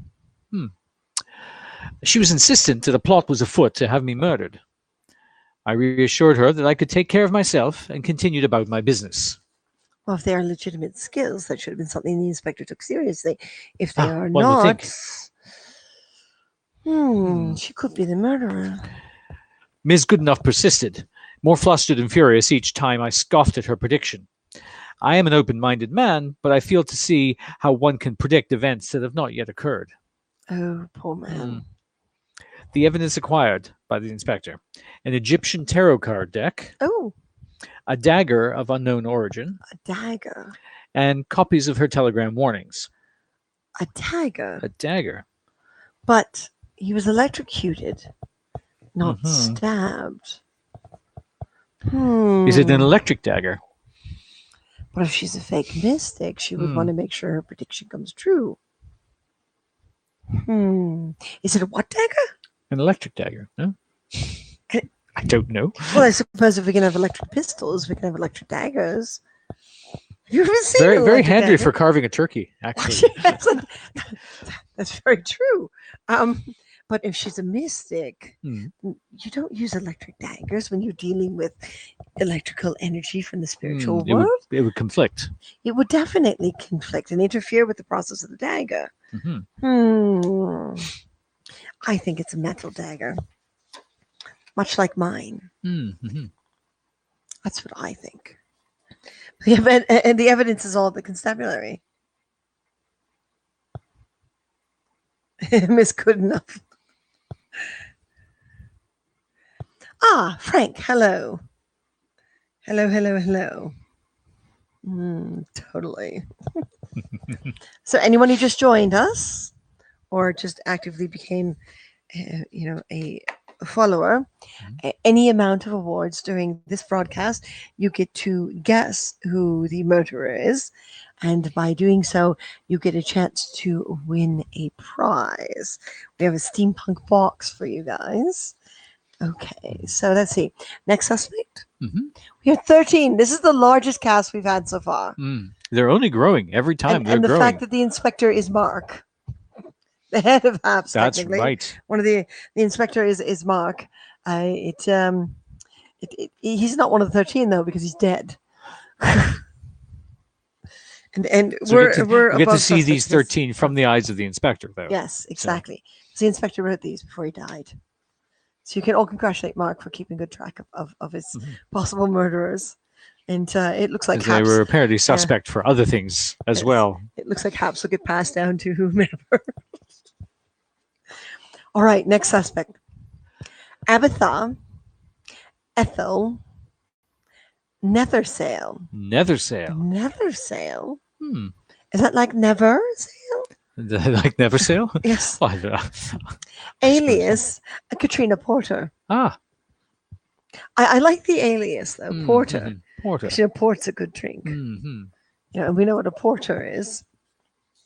Classification, adventurer. An adventurer. Apparently, yes. Much like us. Much like us, yes, very much. You may want to take her on if she's not the murderer. If You she's may not the wanna- murderer. you may wanna add let's her let's to be the- very careful Yes, about that if she's- first. If she is the murderer, we do not want to put her on the team. We've had cutthroats and unscrupulous people on our crew before, but We definitely have. A description. Mhm. Average height, blonde hair, brown eyes, usually wears large square-rimmed glasses. Ah. That's taste. Mhm. Report. I first met Miss Nethersail 2 years ago when I answered an advert looking for fellow adventurers on an expedition to Nepal to track the elusive Yeti. Yeti. You've been pretty consumed with the Yeti as well, haven't you? Oh yes, the Yeti, the Sasquatch. Yes. Cryptozoology is a big. So, were we on another Hobby of mine. adventure that we did not We see must have this been 2 years advertisement? ago. Oh, yes. Oh, that's when we were up in the high Arctic. Oh, yes, I remember I had to Hmm. put extra layers on. It gets Mhm. chilly when you're dressed like this. Yes. Hmm. She was an enthusiastic individual, and I immediately signed on. I'm sure you would have as well. One thing I had not anticipated was a sudden economic crash in my banking institution, causing my cryptocurrency to be frozen. Oh dear. I don't trust that cryptocurrency stuff. No. Trusting I would be able to repay her upon our return to New London, she generously offered to cover my portion of the expedition costs. This would be an agreement I would regret. Oh no. Hmm. Upon our return home, I received word that my bank had folded and my funds were gone. Oh no. Inspector. And the inspector lost everything. Ms. Nethersale hounded me persistently to repay her. However, my humble inspector's salary offered little to spare after my monthly expenses. Oh, so this would have happened before he won, Before he won. before he came into money. Hmm. So his finances were much lower back then. Much. So he came into money. My newly acquired finances, there we go. Oh, there we are. My newly acquired finances needed to be carefully planned out, and I fully expect that my investment in this new communication platform will yield enough capital to repay Miss Nethersale in full with interest. I just need a bit more patience from her. Hmm. Oh, Someone very impatient could be prone to fits of rage and especially when finances are aggression. involved. Mhm. Because if he came into the money after this had happened, she probably would expect the finances right away. Mhm. But he was investing 4.7 million in the communication Communications platform. platform. Mhm. Oh, I can see how she can get impatient because the moment he has that money, she would want her cut. Mhm. Evidence acquired: an electric lantern, Electric. apparently, electric lantern, Hmm. an Explorers Society pin, and Hmm. statement of accounts from the pal. So, in other words, how much money he owed her. Mhm. Oh, Inspector, is it worth it? Is it really, really worth it, Inspector? Check comments. Dang, never sell. A steampunk pinto box, yes.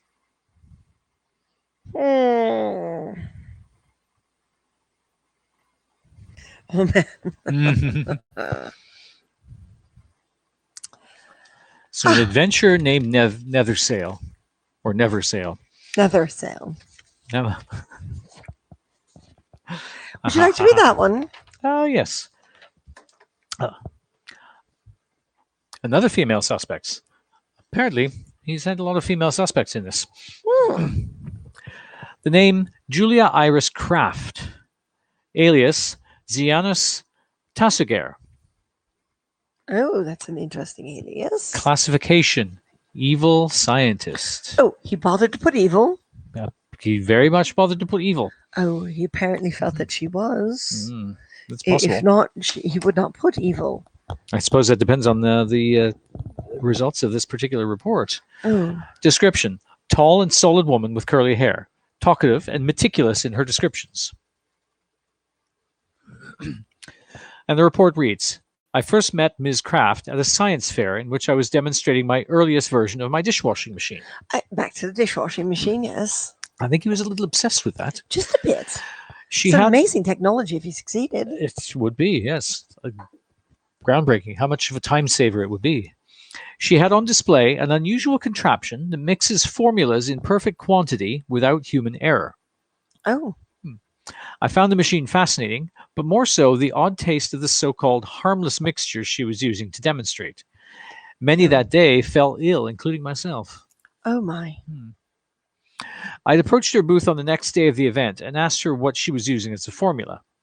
She had stated that it was a medicinal combination that a medical practitioner friend had given her. She promised not to use it anymore and replace it with the new invention of instant coffee mix. Yes, I've heard of it. Instant coffee. I've not really Instant tried it. coffee. Instant. Apparently, they brew the coffee, and then they take all the moisture out. So when you put the moisture back in, it becomes coffee again. Dehydrated coffee. dehydrated coffee. I'm not sure how I feel cured, about and that. I don't know how I Yeah. feel about it either. I'm kind of appalled, quite frankly. Hmm. Later on that second day of the event, a fellow inventor, Mr. Harrison, had Oh. informed me that she had asked him for collaboration, as she is fond of him, and wished to use chemicals to take over the world through injecting it into the water supply using her machine. Oh, Well, that would lead Well, him. That would definitely lead him to think she's an evil scientist. yes, yes, definitely. It sounds much like that little mouse we were watching the other day. Oh yes, yes. His companion seemed like a fool running around. A little bit. But Yeah. he seemed much stable and seemed to have an ability Trying to to build take things. over the world. Yes, that seemed Yeah, to be what he was that's after. serious. Yes, She wanted the two of them to be together with no interference. that doesn't sound. That's where it stops sounding like the Yeah, mice. yes. It's just yes. He admitted to being taken by her, but was unsure Oh. what to think of her remark. Oh, Mhm. yes, I would too.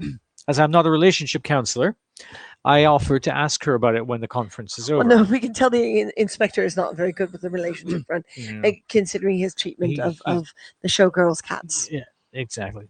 I believe had he survived all of this, he would continue to be a consummate bachelor. That's true.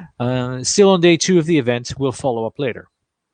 So There's- I would assume he had never had that conversation with her then. No, there's no follow up.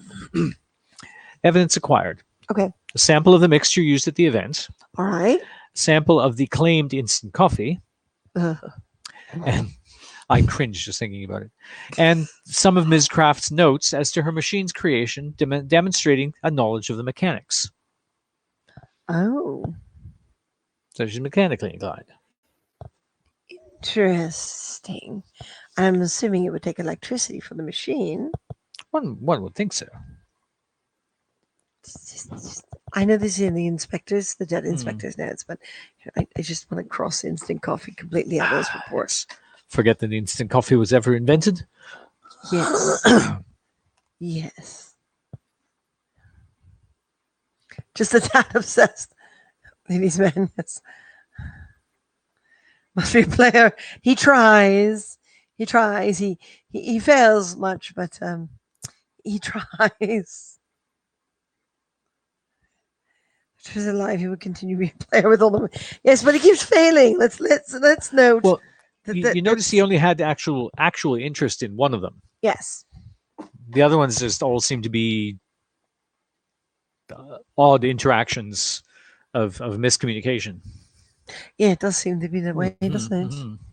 Well, this is the last suspect. Ah, So here we go. Ready? mm.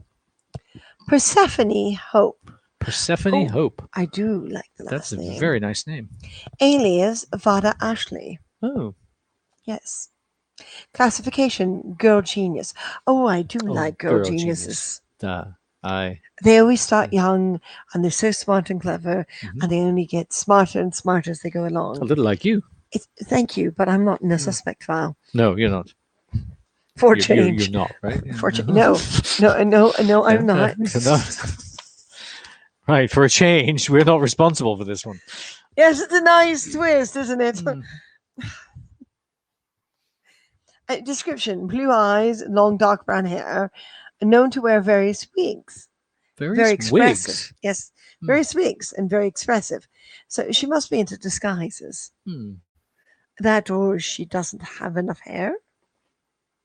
Mine usually stays in braids. This is true.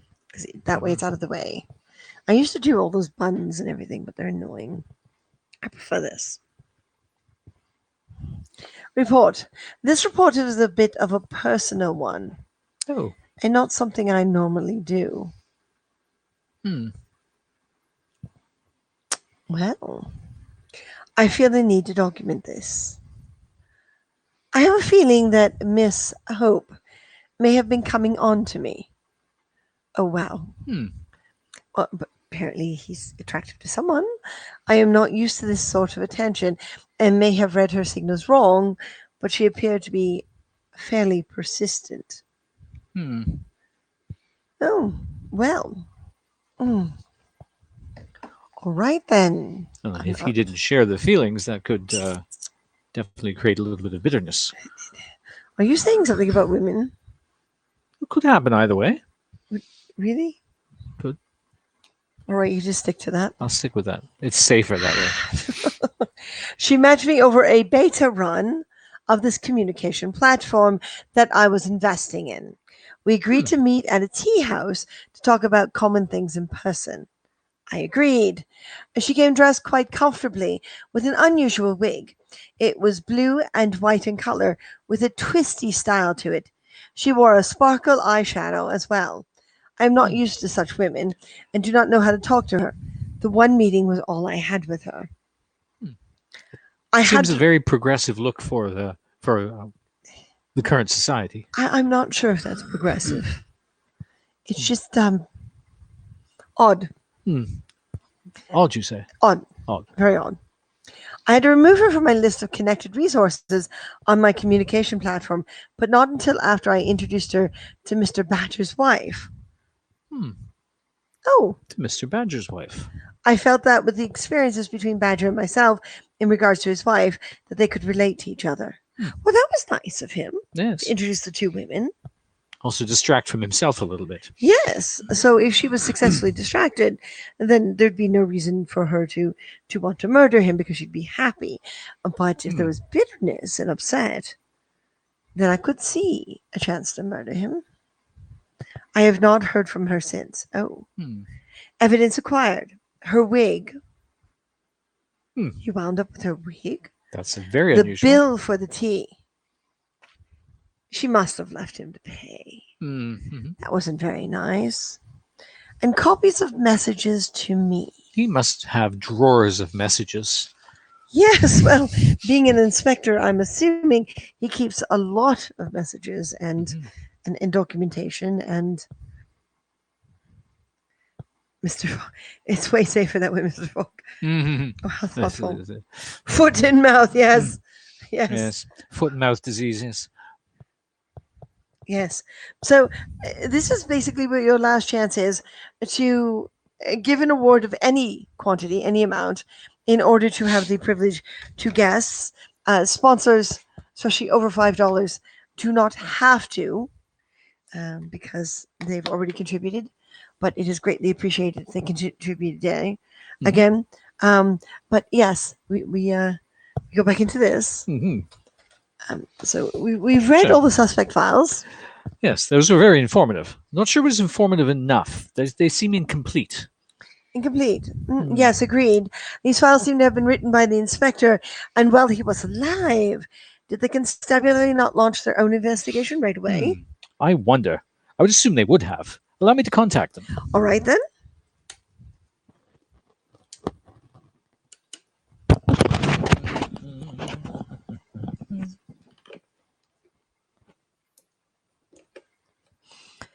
Now, while he tries, while you do that, I will confer with our assistants.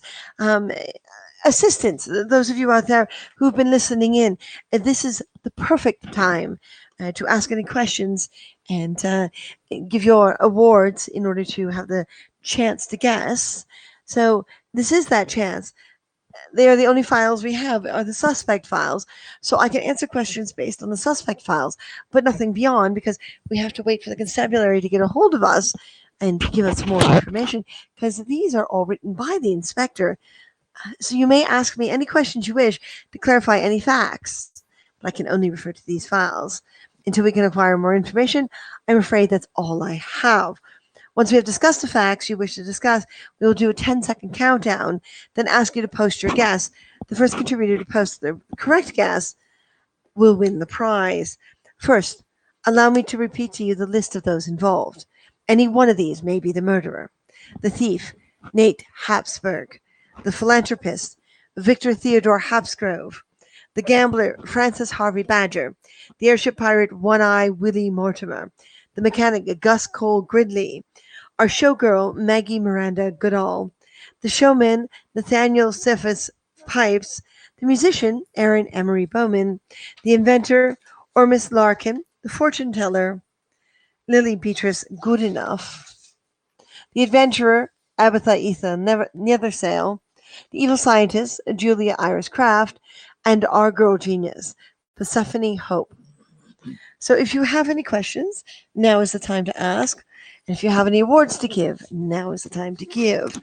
Right now, the fog is trying to get a hold of the constabulary in order to figure out where the additional information is.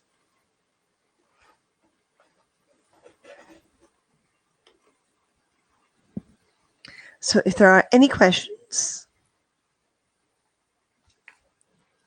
suspects files, Nat Habsburg, alias Pablo. He is a thief. He stole parts for a penny farthing in order to be in a race.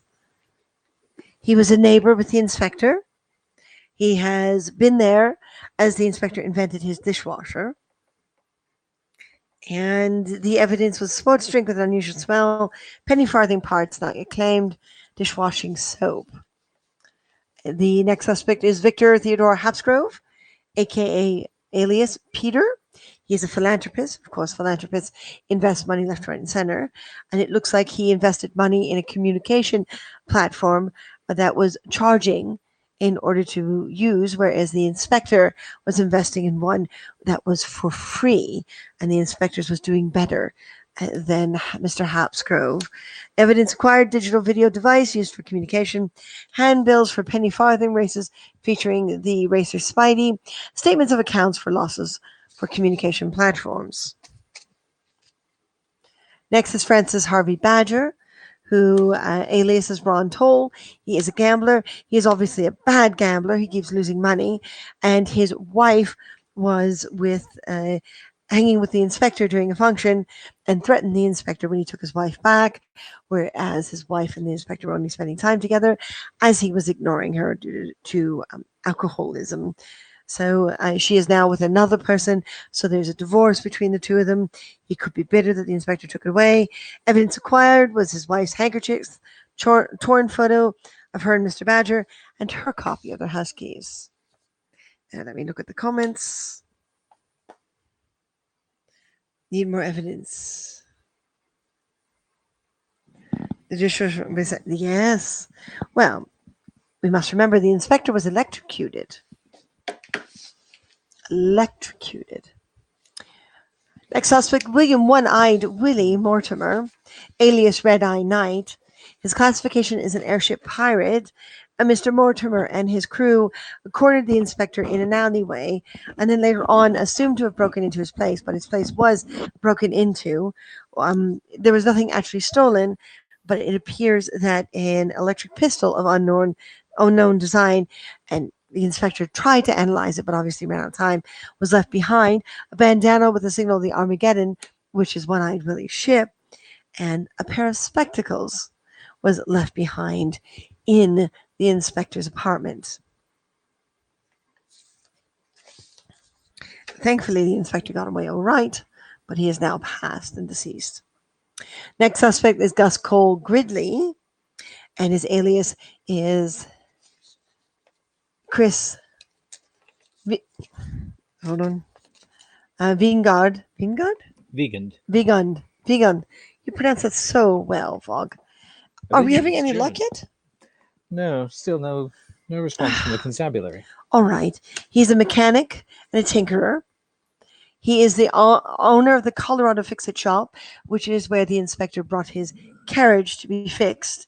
And he discovered that he is scamming people by telling them that they acquire things, but not actually investing in it or acquiring it. So basically having boxes in the background of various items for people's buggies that don't actually exist, and of course charging them for the items. The inspector caught him in the act and told him to reimburse any other customers that he had done this to. And evidence acquired, invoice for services, lithograph capture showing additional items. We assume that's a screen capture of a video communication, witness statements, and electrical wires assumed from a buggy. So once again, electrical wires. Next suspect is Maggie Miranda Goodall, alias Jedi Senshi, was a showgirl. This showgirl was more taken with her cats than she was the inspector. The inspector had multiple attempts at getting close to her, offered even to put in a dishwasher into her home, but she turned it down and sent all his communications back. She could have found him overbearing. Evidence acquired: feather headpiece, broken cat collar, returned telegrams, and the pump section of an inspector's dishwasher. Next, Nathaniel Cephas Pipes, alias Bagpiper Don, classification showman. And basically, he had been to a show and for dignitaries and people with money, and he had been missing shortly after the concert when a socialite was murdered with a candlestick holder after the concert, and this same socialite was making remarks on his concert that were ill and horrible. So evidence acquired: one bagpipe reed, brass candlestick holder, and a kilt pin. Now, in conjunction with him, Mr. Aaron Emery Bowman, Joel Burdick is his alias. He's a fiddler, and he was in the same concert and the same ill-speaking socialite and the same disappearing from the site very quickly. And his evidence also says one violin tuning peg and brass candlestick holder and a photograph of Mr. Bowman and a woman presumed to be his wife. The next suspect is Ormus Larkin, alias Eric Hives, a mad inventor, and he was called to the House of Commons for his invention to basically read minds and tell whether or not you are a liar. He accidentally appears to have killed Lord William Ross, but it was never determined whether it was accidental or whether it was murder. The inspector had pursued the machine, hoping that it was an accident, but it does not seem that there was any conclusion to that, just that Mr. Larkin attempted to convince him to use his recently acquired funds in order to support the machine, and the inspector endlessly turned him down. Evidence acquired: a section of the machine left behind in the haste to leave, shorthand notes taken during the process. What? Did they? No. No. All right. Process with Lord Ross. You're on hold. Oh. And the key. You're on hold. I'm on hold. Next suspect, Lily Beatrice Goodenough, who is the alias Desiree Mathis. She is a mystic fortune teller. She warned the inspector of his pending doom and murder, but he did not take her seriously. So in the long run, he was murdered, electrocuted, we must continue to note. And it seems that she was a little upset, but there's no serious notes in here, in the inspector's notes, saying that she could have killed, although we don't know. But the evidence acquired was an Egyptian tarot card deck, a dagger of unknown origin, and copies of a telegram warning. Next is Abatha Ethel Nethersail, alias Katrina Porter. She's an adventurer. She went adventuring to find the Yeti, the elusive Yeti, with the inspector. But the inspector, this was before his windfall, borrowed money from her because he was having difficulty with his bank and was not able to pay her back right away. He has now had a windfall since, and with that windfall, he was investing it all into this communication platform of his so that it could be free, and was asking her to have patience before to pay her back to see whether or not the communication platform would yield enough capital. So there's a chance that she was immeasurably impatient. It does not actually state because, of course, the inspector has passed away. Evidence acquired: an electric lantern, Explorers Society pin, statement of accounts from Nepal. And suspect Julia Iris Kraft, and I always get her alias wrong. Oh, Zianos Tassogar. Zianis Zianos. Tassogar. Who Sounds Greek. To me. it does sound Greek. It's all Greek to me. It is. Oh, hello? Hello? No. I'm still on hold. What? Who has her as a classification of evil scientist. So according to this, she was creating a machine that perfectly mix equal parts of all the elements of a concoction, and was infatuated with a Mr. Harrison, who was another inventor. And it was Mr. Harrison who approached the inspector out of concern, and he likes her, but he wanted to make sure that she wasn't evil. So she had made an odd remark about taking over the world, and he did start an investigation from the sounds of it, but the investigation was not completed. This was written on day 2 of the invention event that he was at.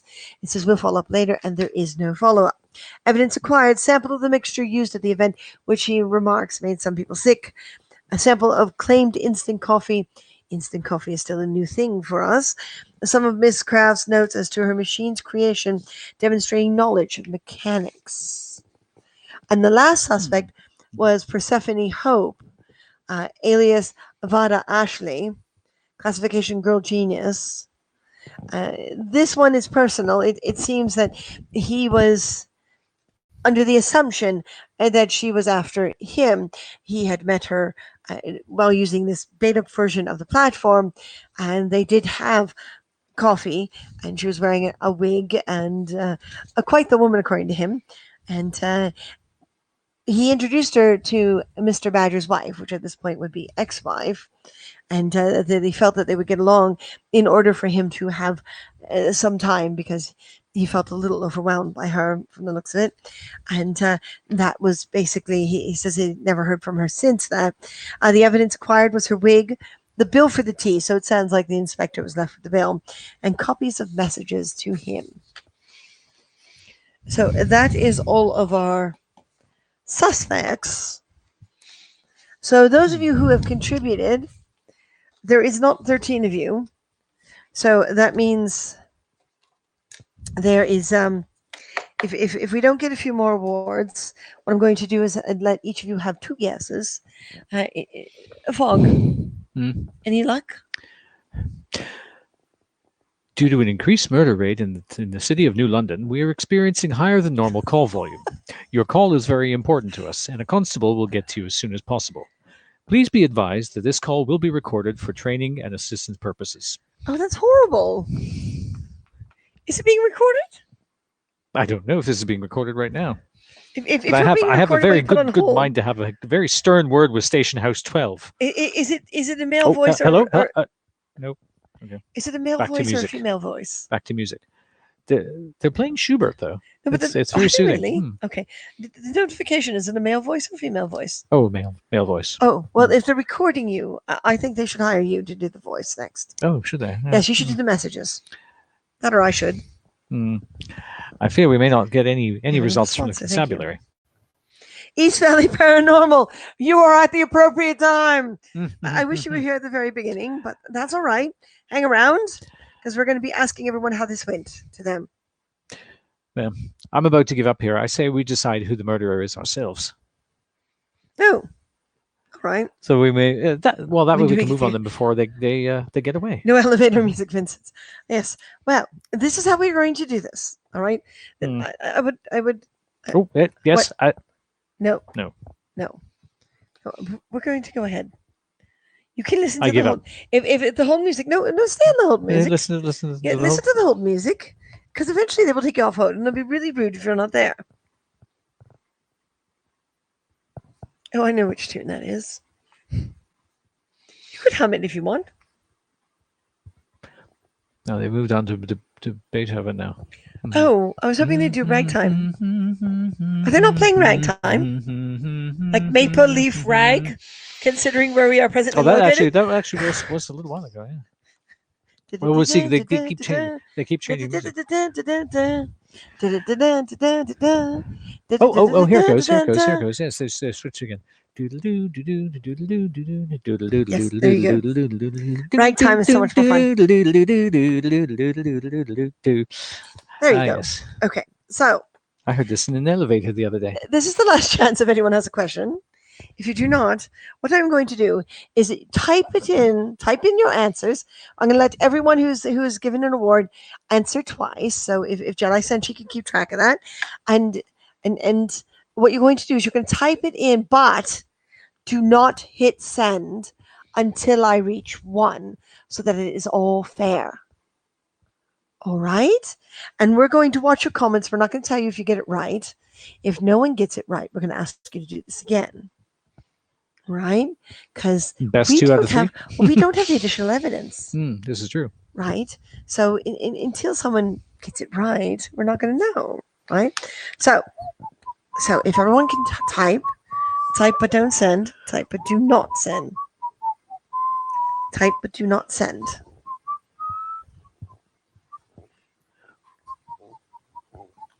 Oh, you're whistling our closing credits. You are whistling our closing credits. Am I? Oh, Yes, yes. It's a catchy tune. Could try Mr. Falk, apparently. Mhm. Vince is. All right, so if everyone's ready to hit send, I'm going to count down really slow. And when I reach 1, hit send. Right? 10, 9, 8, 7, still no answer. 6, 5, 4, 3, 2, 1. Go for it.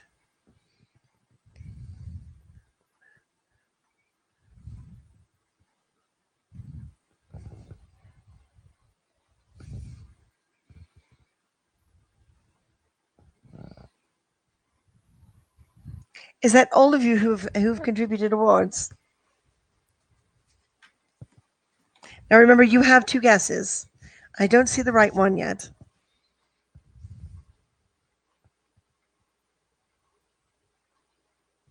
Jedi Senshi, is that everyone who contributed an award?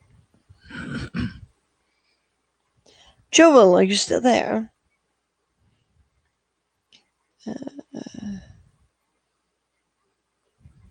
Oh, thank you for the super heart.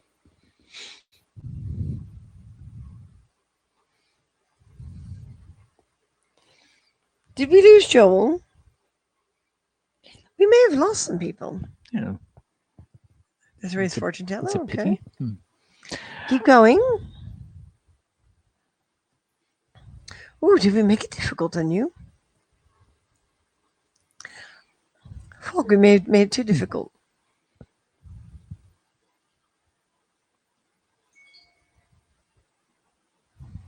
I do not see the correct guess yet, and it appears some people are missing.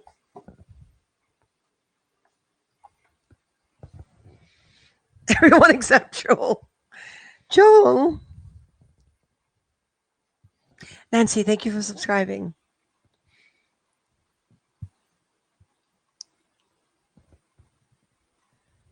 Heather Sells. Heather. Oh, Sale. The showgirl. I'm going to let you guys flood more guesses in.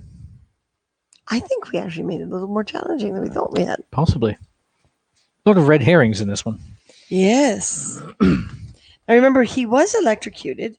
And yes, you are all correct in the sense that a dishwasher has a lot to do with electricity. But so does a carriage. And so does an electrical weapon.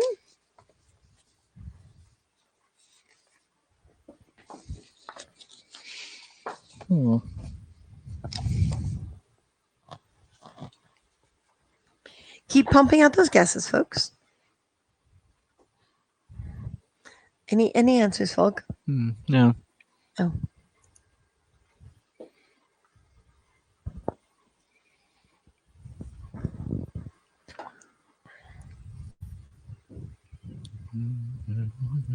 I do believe we've stumped them.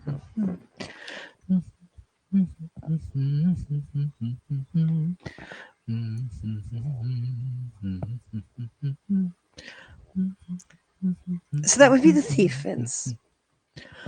Keep going. Oh. Oh no. Are we going to have to do an old-fashioned draw for the award? Is it me? Well, I'm not going to say yes or no. I'm just going to tell you that I don't see the answer yet. I'm probably going to go past the answer once I see it. Because we have to do the parlor scene where it's all broken down.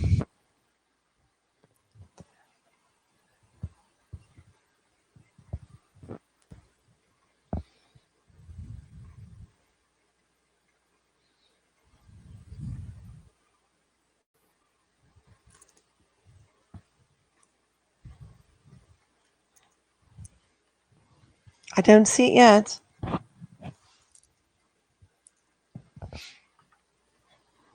Oh, What? did you know the constabulary is having a buggy wash?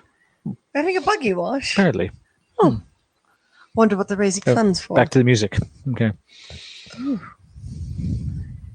Well, if you don't see the answer, because your guesses haven't hit, I think it's because there's 13. Usually we only have a maximum of 6, maybe suspects. 7. Mhm. 13's a lot. If you guys like the murder mystery style, then the next one, what we'll do is if we get the full 13 or more, then we'll break it over multiple days. Maybe what we'll do is a whole Sunday. Do 2 We'll different start- ones. Well, sort we'll of. start in the morning with anyone who's on one time zone, and then we'll have a mid-afternoon on anyone on the other time zone, and then we'll have an evening on the other time zone. Because Yeah. we normally only do this with 6 suspects, so it was a challenge. That yes, it is a lot. So the question becomes, thank you for subscribing. The question becomes, because we've never done such a large group of suspects, do we just use some paper and do a draw to those who put in extra awards? We could do that, yes. Yes. And the sponsors, we put them all in a little box. And so, have you gotten through to the constabulary yet? Oh, wait. Yes. We'll Hello. pretend one of you guessed. Yes. Nicodemus Fogg here. We're looking to see if we can get the files on the inspector's murder. Yes. No, I don't know where Cthulhu is. Stop Oh laughing. God. Yes, the files on the inspector's murder. We're launching an investigation ourselves, and we'd like to see what the constabulary has found. We were the Orient Express. Yeah, exactly. Excellent. I look forward to seeing those. You can stop tittering now. Oh, We'll let you know when Cthulhu is found. Thank you. Good night. someone has a Cthulhu obsession. All right. All right. So, Fogg, what's the results? They are sending the files right now. They're sending the files right now. Oh, would you go grab them because the Yes. printing device is not immediately. I will go to here. the other room.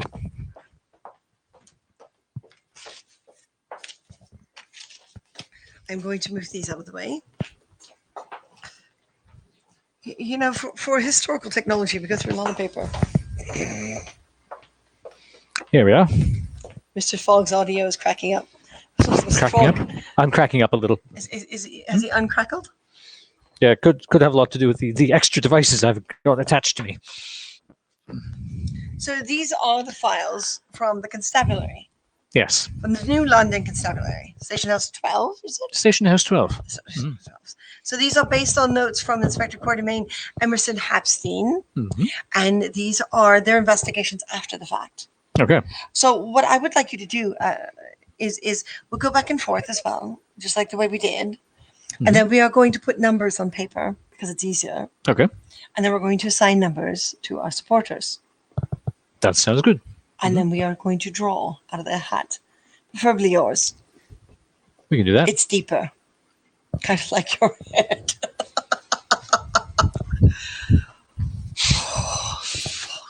So these are the counter files. These have been sent over from New London Constabulary, and yes, I think 13 is too much. So the next ones, if we wind up with this many or more, which we're hoping, for the Wild West one, we can do 3 different. If you guys like the format of the murder mystery. format of the murder mystery or the trivia, so we can discuss that after this. But counter files. Okay. First, we have Victor Theodore Hapsgrove. Ah, the philanthropist. Yes, Correct. Peter. is his alias. Mhm. Mr. Housegrove has abandoned his pursuit of an elite communications network. He has put his funds in a number of directions. He has since moved on to funding penny farthing races Hmm. and supporting the development of Mr. Larkin's device. Oh, Oh, he's put money into Mr. Larkin's device. the brain Yes, apparently. scanning, analyzing device. And Mr. Housegrove has also stepped in to continue funding the inspector's investment in the free communication platform as a tribute to the inspector. Oh, that's very Well, noble of him. That is very noble of him. The device, a handheld wireless kinetograph, was discovered to be an invention funded by Mr. Housegrove for his communication platform, and he had loaned it to the inspector to boost about his advanced technology. Oh, okay. That was one of the evidence items. Apparently. That's correct. Yes. Yes. The handbills for the penny farthing races further confirm his connection to Mr. Habsburg. Mm-hmm. The Spider-Man. The Spider-Man. Bank records showing financial loss for his new communication platform indicate the failure for his original venture.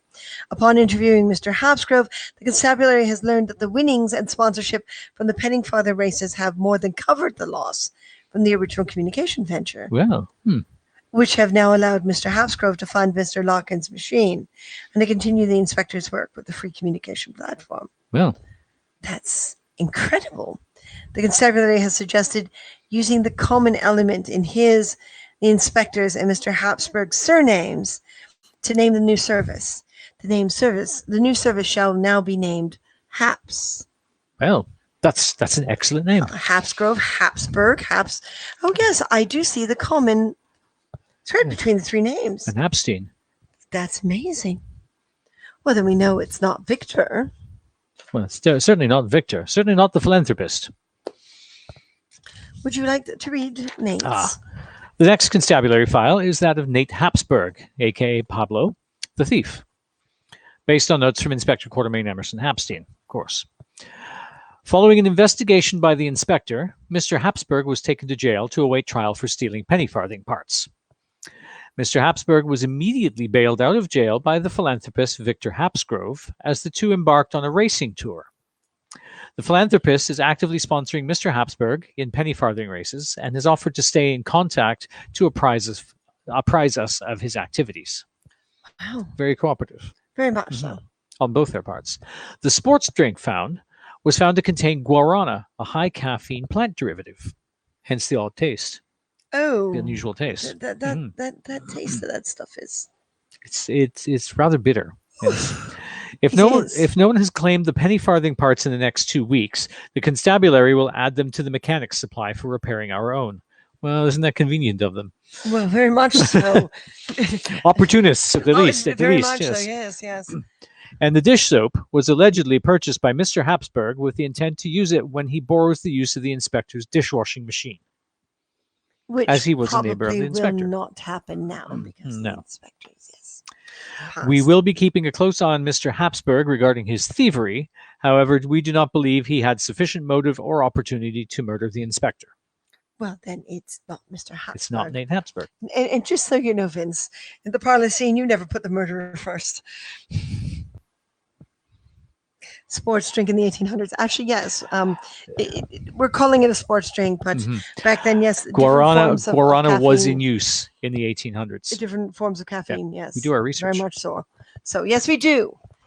Folks, when we do these things, this is actually very incredible for us because it's been a while since these characters have been out to do this. I think taurine hadn't actually been discovered yet. I think that's probably in more than 1950s, but guarana was definitely in use in the 1800s. Besides which, this is the steampunk era. It's an alternate reality anyway. So is most of our brain matter. Gus Cole Gridley. So, Chris, this is yours. Chris Vegan. Tinker Mechanic. A further update from the inspector reveals that Mr. Gridley has fully compensated all his customers. Congratulations. Much to their satisfaction, that legitimate business and referrals have grown dramatically for him. Searching the inspector's apartment following his death, we discovered a thank you letter from Mr. Gridley, along with a certificate for a year's free service on his buggy founder. Oh, I wonder who gets the buggy now. Oh, yes, because he's passed. He has no next of kin as far as we know. Well, I guess the constabulary would take advantage of that as well. The invoices showing swindling have been countered by his new statements of account showing his compensation to his customers. Excellent. The items in the lithograph capture have been accounted for and not billed to the inspector's account. Also excellent. All witness statements have been filed away for future reference. The wiring was handed to the inspector as proof that he was turning around his business. Well then, Would you like Mr. Pipes? I'll take Mr. Pipes. So this is the constabulary's report on Nathaniel Cephas Pipes, alias Bagpiper Don, the showman. After the events of the soiree and the murder of a rich socialite, Mr. Pipes and his associate, Mr. Bowman, were questioned by the inspector. Their accounts of the event and the timeline they claimed did not line up, so the inspector investigated further. On the death of the inspector, the constabulary took over the investigation. Of course.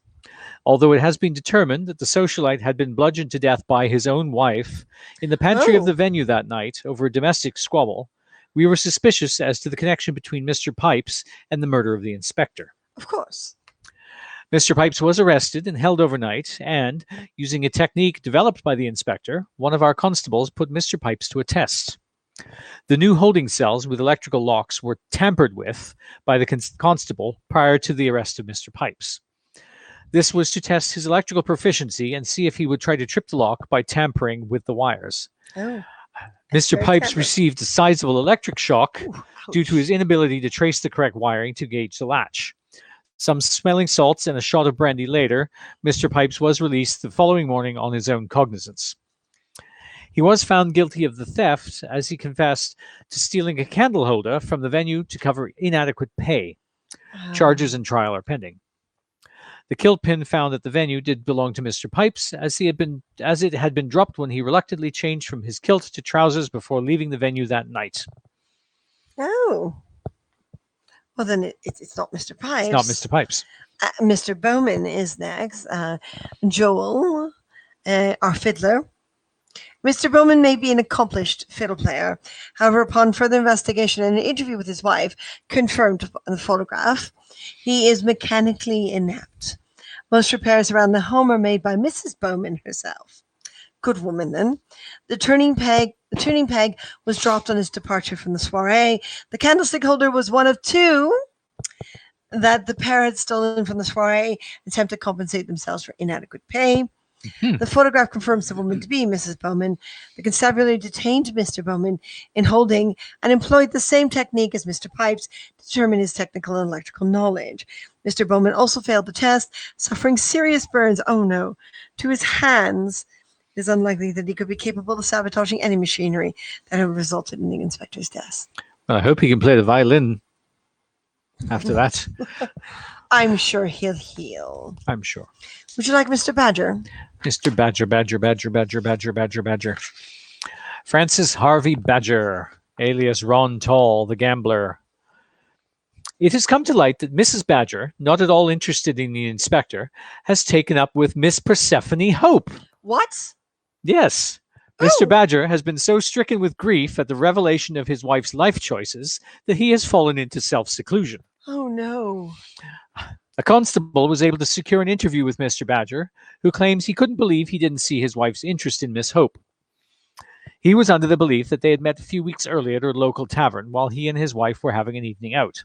He was unaware that the inspector had introduced the two women days before that. Oh, my.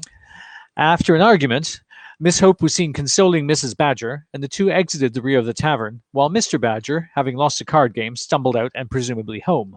Oh, no. The handkerchief was a simple gesture of kindness and was kept by the inspector. Very well. The torn photo is an indication of a marriage in ruins and a disgruntled wife. It does make sense. Her house keys were left behind as an indication she would not be returning. That does make sense as well. As a result, we strongly believe that Mr. Badger is not responsible for the inspector's death. He is a broken man, probably sobbing in his beer as we speak. Persephone Hope. Aha. Yes, our girl genius. Based on statements from Mr. Badger and a local tavern keeper, it has been discovered that Miss Hope has taken up with Mrs. Badger. All the best to the two of them. Oh, yes. And the two women have left New London to pursue a life together in the mainland. Ah, A constable was dispatched to the Euro Airship Service offices and confirmed that the two had taken passage on an airship bound for New Paris the day before the inspector was found murdered in his apartment. oh, well. Lovely. According to the inspector's notes, Miss Hope had left the wig behind in their haste to leave their meeting that day and changed to go to another appointment. She had left without paying for a portion of the tea, so he kept the receipt as a record. Uh-huh. He kept copies of the communications as a safety in case any harm befell him. As Miss Hope was out of town on another engagement, she had no opportunity to murder the inspector. Mhm. Another engagement indeed.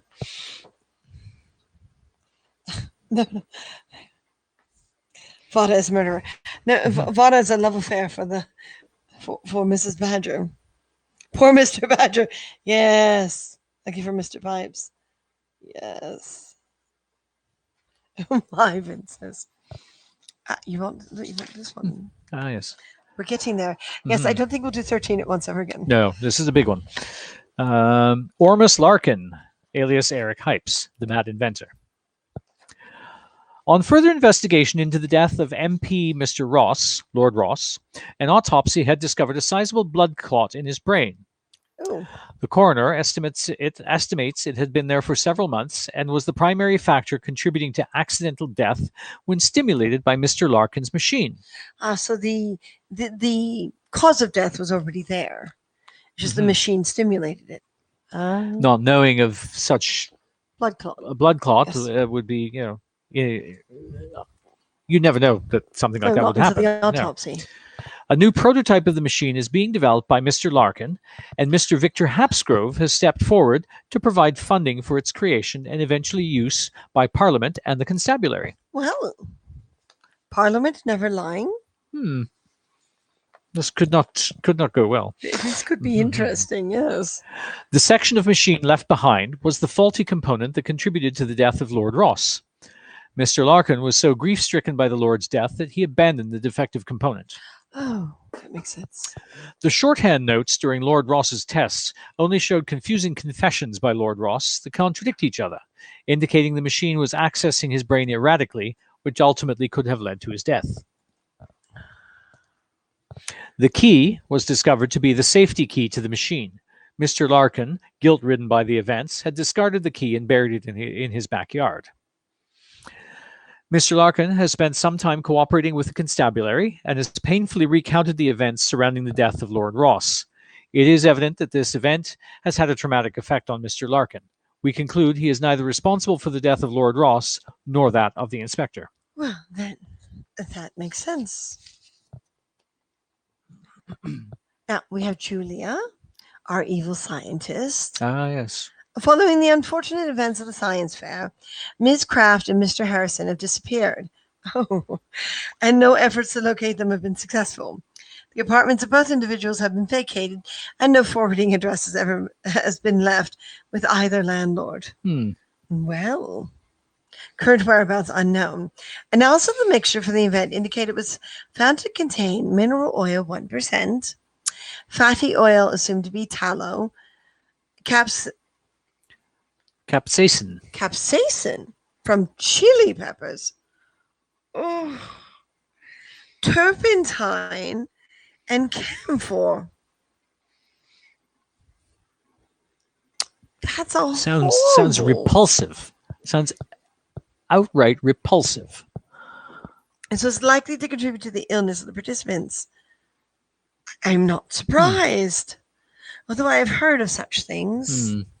Usually sold at carnivals and traveling shows. Snake oil. The instant coffee mix was analyzed by several members of the station house, of course. Oh, of course. And all agree it was not to their liking.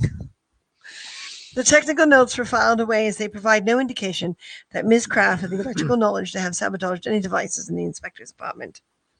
We do not believe her to be the murderer. Well, another one down. Good enough. Yes, Lily Beatrice Goodenough. That sounds alias. disgusting. And Vince, just a little side note, that is an actual snake oil mixture from the time period. This is what they did to themselves. Or each other, for that matter. Yes. Lily Beatrice Goodenough, alias Desiree Mathis. I believe you dropped this. Yes, I believe I did. It spontaneously jumped out of your brain. The mystic fortune teller. Laughing at this thing is difficult. Upon investigating the inspector's belongings, the constabulary has discovered no significant evidence against Ms. Goodenough. She has developed an outstanding reputation amongst the upper class for her accurate readings and predictions. Often reported using a dagger as a divination tool. Oh. She has found missing children, lost pets, connected people with the dearly departed, and aided the constabulary in solving more than a dozen cold cases. It would be an excessive risk to ensure the fruition of her premonition about the inspector. Revelation of such an act, aside from the criminal ramifications, would ensure she would never be hired as a clairvoyant ever again. This is true. The tarot deck is typical of her fortune-telling method and is not considered to be relevant. The dagger is also a divination tool, and we believe the inspector to have considered it as a possible weapon. The telegram warnings are presumed to be kept by the inspector as a record of her warnings in the event he may need them. Of course. There is nothing in the evidence or circumstances that leads us to believe Ms. Goodenough would have electrocuted the inspector. And next we have Maggie Goodall, the showgirl. Hmm. Miss Goodall has been quite cooperative with the constabulary and has made a statement that during the suspected time of the inspector's death, she was in the South End performing with her cats at a cat show run by the Feline Appreciation Society of the Thames. Fast. Yes, Feline Appreciation Society of the Thames. Fast. Oh. Yes. Interviews with the operators of the show have confirmed that she was hired to perform at the event. Constables are still interviewing show attendees to confirm she was in fact performing on the night in question. The feather headpiece was found in the inspector's home. We assume he acquired it as a keepsake. With regards to the broken cat collar, the inspector offered to repair this for her, but was killed before he could. The telegrams have been filed, and it has been noted that she would not return communication with the inspector. The dishwasher component was sent back to him to make it clear she was not accepting his offer. She informed us she had removed it from her kitchen and had it couriered to the inspector with a note imploring him to leave her alone. Aha. Based on motive and opportunity, we see no reason to believe Miss Goodall to be the murderer. There we go. So, second to last one. Abatha Ethel Nethersail, alias Katrina Porter, the adventurer. Upon investigating the connection between the inspector and Ms. Nethersail, the constabulary has made note of his financial debt to her and his personal goals to use returns from his investment in the new communication platform to repay her in full. Unfortunately, the inspector's murder has now left his debt to her unpaid. Oh, that would be a problem. This gives us no reason to believe she had murdered the inspector, as it would have proven to be of no financial advantage to her. That's true. The constabulary, unanimously voting to fulfill the inspector's obligation to Ms. Nethersail, has undertaken a fundraising campaign to repay her. We will be undertaking a public buggy wash on the following four Saturdays. That was on the message. That was on the message, yes. Oh, yes. And all motor cars, horse buggies, velocipedes, and lorries are invited to line up in front of Station House 12 at 9 in the morning. Evidence-wise, the electric lantern was found to have been the inspector's and will be auctioned off at the next monthly police auction, proceeds to be put towards the debt to Ms. Nethersail. Makes sense. The Explorers Society pin, upon further analysis, had engraved on the back the initials QEH, indicating it was the inspector's as well. Yes. He had received it in honor of his contributions to Ms. Nethersail's expedition, although the Yeti was never found. The statement of accounts from Nepal were concise and accurately recorded, as was typical of the inspector, and provide us with a record of his debt to Ms. Nethersail. Wonderful. I just realized something, Fogg. Yes. QEH is the inspector's... Yes, Quatermain Emerson Hapstein. No, it spells que. Que. Que. Que. Que. Que. See. Yes, we shall see, because obviously that's 12 out of 13, which means this would be the murderer. This is the murderer. Well, folks. William One-Eye Willie Mortimer. The airship pirate. The constabulary has come to the definitive conclusion that Mr. Mortimer murdered Inspector Hapstein.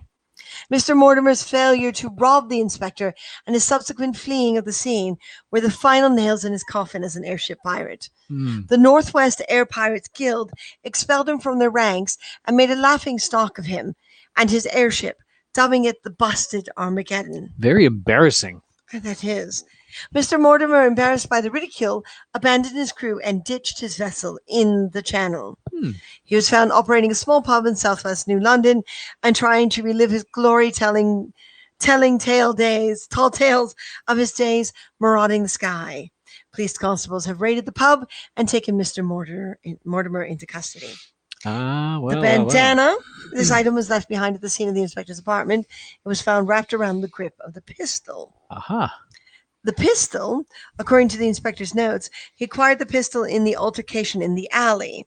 Said pistol was found in a garbage bin outside the scene of the inspector's death. The inspector's fingerprints were found all over the pistol. However, a partial print matching that of Mr. Mortimer was found above where the bandana had covered the grip. This and the electrical shock nature of the inspector's death led us to conclude the electric pistol is the murder weapon. Spectacles. Makes sense. Yeah. The owner of these is unknown. They have been placed in the police lost and found.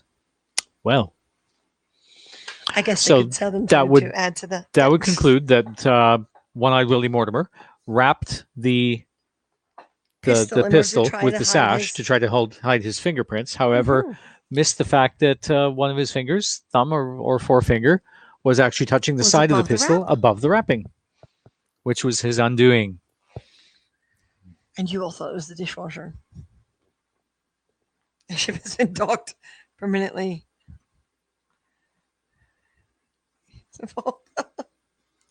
I never guessed him. Now, I will give the English accent a break. Me too. Do I refill our water? No, you are going to get going to- the back and forth stick-it notes and a marker. The back and forth sticky notes? The stick-it Or- notes that we don't care about because they came out of Alright. that holder and they're always upside Oh, up, yeah. upside down, upside Yeah. up. I'm going to upside take this down. thing off too. Here, give me your hat. My hat. Da-dee-dee. So, how many awards? We're going to stick to the awards because that's what we originally said. Now, did the back and forths end up back here, or are they in the workroom? I think they're in the Oh, workroom. right, because this isn't a touch I'll screen. be It's the- right back.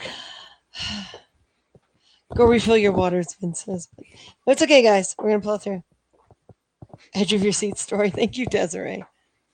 How long did it take us? Ooh, 2.5 hours, though.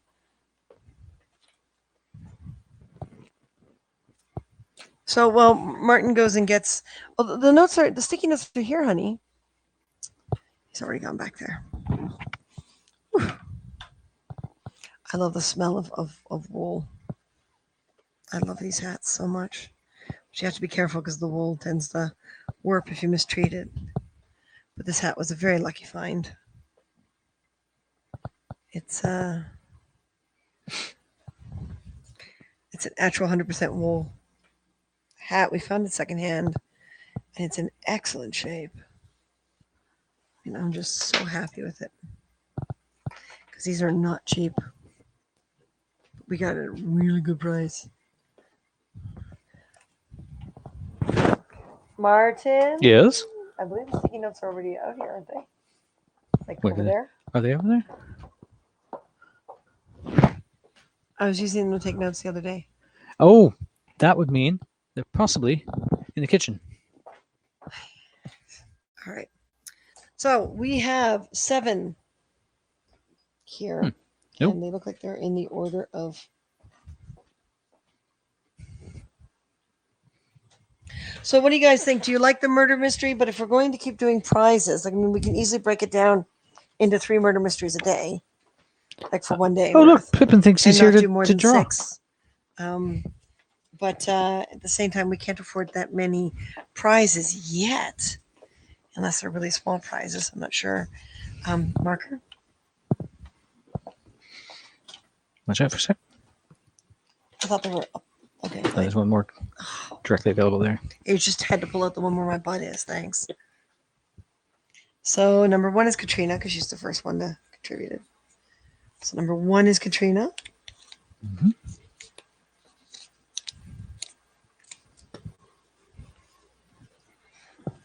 We have them actually numbered. Number 2 is Chris.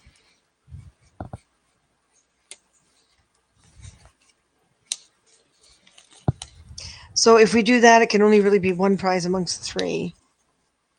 So it would have to be like trivia or murderer. Not sure. Like I was thinking with the Wild West to do trivia. Joel is 4. Number- Hold on. well- No, 3. Number 3. number 3. Joel is number 3. And I wrote that on the wrong side because I was trying to stick them together so they don't undo what we're trying to pull from the hat. Yeah. That's why I say bring me sticky notes. So Joel is number 3. But do you guys like the murder mystery format? 3. 3. I mean, I really liked what we did last time. Number 4 is Jedi Senshi.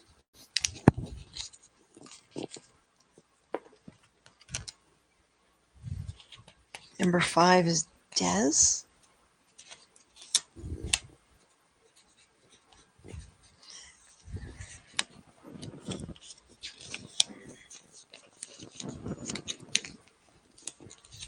And number 6 will be Vince.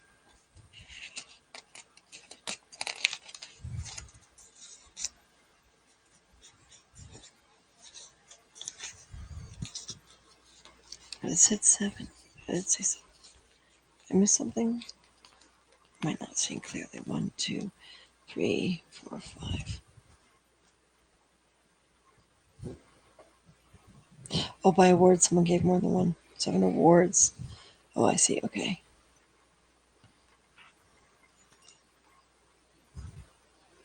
How many times do you have to clean your top hat? Well, you have to get a professional cleaner to do wool hats. Mm-hmm. So Yeah, I just noticed a little bit of cat hair on mine. Funny that. this is a cool murder mystery, and I am having a blast listening to it. Edge of your seat story. Thank you, Desiree. Love it.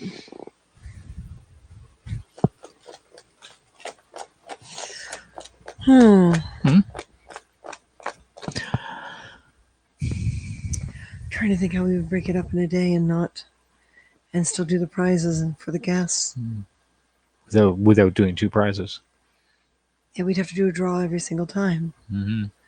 I want you guys to guess if we're going to break it down to just 6 people. Mm-hmm. Would you guys be up for trivia as well? Like if we did it like the last story time? Remember that when we did it as kind of like the one we did the Star Wars one? The kind of anthology. Did you like that as well? Because we could, I don't know. They're easier to write. And we could do like a trivia. Well, the thing. Irish story time was more the anthology because there was loosely connected stories that didn't actually Well, Star revolve Wars, around we each were other. actually Star in Wars, there. we were escorting the ambassador, right? Yeah, but we were still talking about it. It was still broken down into sections. Whereas that first one, everything was overlapped. Lord of the Rings one, everything was overlapped. Mm-hmm. It was an epic But story. the other 2 were both of us who sharing experiences. Mm-hmm. So they're both done in an anthology. Yeah. Right? The anthology is easier to write than the murder mystery, but if they're having fun with you guys have to decide. Oh, see, now they're saying yes. Now you distracted me. I don't know what you said yes to. Oh. Oh, your band needs to be Here, reattached you see it? with a stitch again. I prefer the Jedi one. There we go. Yeah, 13 suspects. You see, I'd like to stick it. We could do multiple in a day. And it's a whole day. But we can easily do 13 small stories in one. Mm-hmm. And then do trivia at the end so you guys can still have one prize. Yeah, that would work.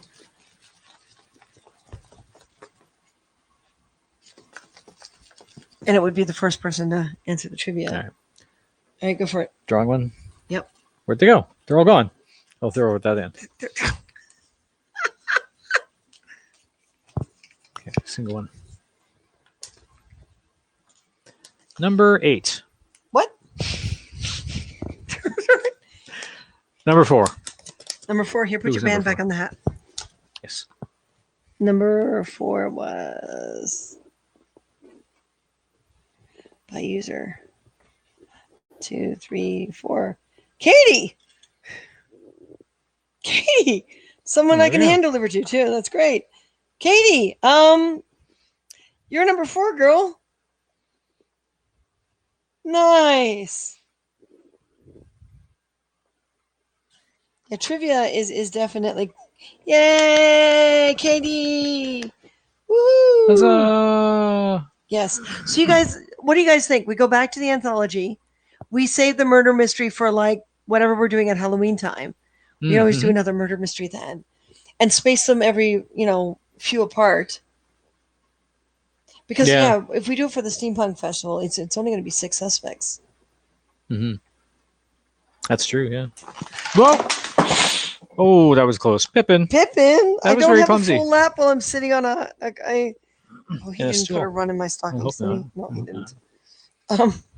That was very clumsy of We've been you. looking for a lot of attention since we started doing night shifts. Mm-hmm. He's actually surprised we're here right now because normally Yeah. at this time of night we'd be missing. That's right, fool of a toque. Full of a Oh, joke. and he's looking at us from off camera like, From come just below on. frame going, please love me. honey, when we're sitting on these stools, we have no laps. The stools are too tall to have laps. Well, at least your glass didn't break. No, I'm to happy hit the the glass floor. didn't. And I'm happy it was empty too. And he didn't trigger the dog. He Nope. knocked the dog's voice remote down on the floor, but he Mhm. didn't trigger the dog. So yeah, why don't we do that? Good job, yeah. Woo! So much fun. Thank you, Desiree. Space it out for different parts. Well, the problem with doing the murder mystery in different parts is it's a whole day, Mm-hmm. and we'd have to come up with 3 prizes. And we're too early in our store to be able to budget 3 prizes. Mm-hmm. That's the honest part of it. So why don't we do that? Why don't we do the Wild West as an anthology like it was before? Yep. And we'll figure out another murder mystery in time for Halloween, and maybe a different way to do it. Maybe it can be a continuous story during the day, so they can go back and check everything we read. Like if we do it in half-hour increments. Yeah. Right, and at the end of the day is the big summary. I like that, yeah. That way they can look at the pre-recorded. That's going to fill our page, but at least it'll fill our page with something interesting. Yeah. But you and I will be in costume all day, whatever it winds up being. I like that. I don't mind doing that a couple times a year, Mm-hmm. but every month is too much, Mm. especially now with night shifts. So why don't we do that? We We'll gotta go back to the anthology. First, my birthday is coming up. Nice, Vince. Nice. So why don't we do that? First of all, Jedi Sanjay, congratulations on the prize. You got the prize. Mm-hmm. Why don't we do that? The next one is Wild West. You'll see the character breakdowns for those of you who are already sponsored or given $5 worth of awards. Mm-hmm. You've got until the 31st to be part of it. That's $5 worth of awards or sponsorships. I will look at the night of the 31st, midnight our time, which is Eastern. And it will be Wild West, so it'll be Annie Oakley and Buffalo Bill. Buffalo Bill. It's the other accents. Hopefully I'm not breathing in smoky air then, and my throat is operating the way it should. And yeah. And then what we'll do is we'll do a trivia thing. So again, if you're a sponsor and you haven't picked your character type yet, find the post. It's like 1 or 2 posts back. Find the post, claim your type, and we'll do it like the anthology before with everything sectioned out. And 2.5 hour broadcast. Mm-hmm. Gretchen skating, yay! And Martin and I are going to do some math in the next day or two. But after the 31st for the September one, we're probably going to raise the minimum to either 7 or 10. Once we see how much on average postage will cost to send you guys the prize. Yeah. Mm-hmm. So the materials can easily come out of the company, and the time can easily come out of the company. It's the postage we have to guarantee you guys. Mm-hmm. So I'm happy you didn't get me fresh water. Me Come too. to think of it, especially since the glass fell right by the The power bar. Yeah, that would have spilled water right into the power bar. right into the literally. Or we would have been electrocuted. Great. How ironic, considering the subject matter of tonight's murder mystery. Thank you so much for telling us to go find water, like to go get fresh water. But yeah, if that Glad glass we had didn't. water in it, yeah, it literally landed with the opening right at the power bar that is Like powering if that was everything. full, it would just like force water right into the Yep. outlets in the power bar. Yep. So this is actually good. It's difficult right now to wear the corset simply because it doesn't fit me anymore. Mm-hmm. If it did fit me, I'd have more of a figure right now. But it's designed for when I was smaller. To give you an idea of how much COVID has put on me. Here, I'm gonna. And there's just no way of me picking up anything. To give you an idea of how much COVID put on me, that lacing used to touch. So that used to fully close. And right now, even the waist is not really on my waist. So the shape of it is not supporting me the way it should. So when I get out of this, I'm going to lie down flat on my back for a little bit. Mm-hmm. I've been considering seeing how my body settles eventually and hire some, because the corsets I don't make. I don't. They're a tricky thing. I don't know how. I've tried a few times and it just never works. So corsets are not something I make. So I would have to get someone to make this in order to keep it to the look of the character. I have to find pinstripe. But you see how there's excess fabric here. Mm-hmm. So my chest is not sitting where it should, because I should lie flat. You shouldn't have excess fabric there. So it does not fit me the way it should. If you look at photographs when it was before the whole COVID thing, you'd see a very different look. So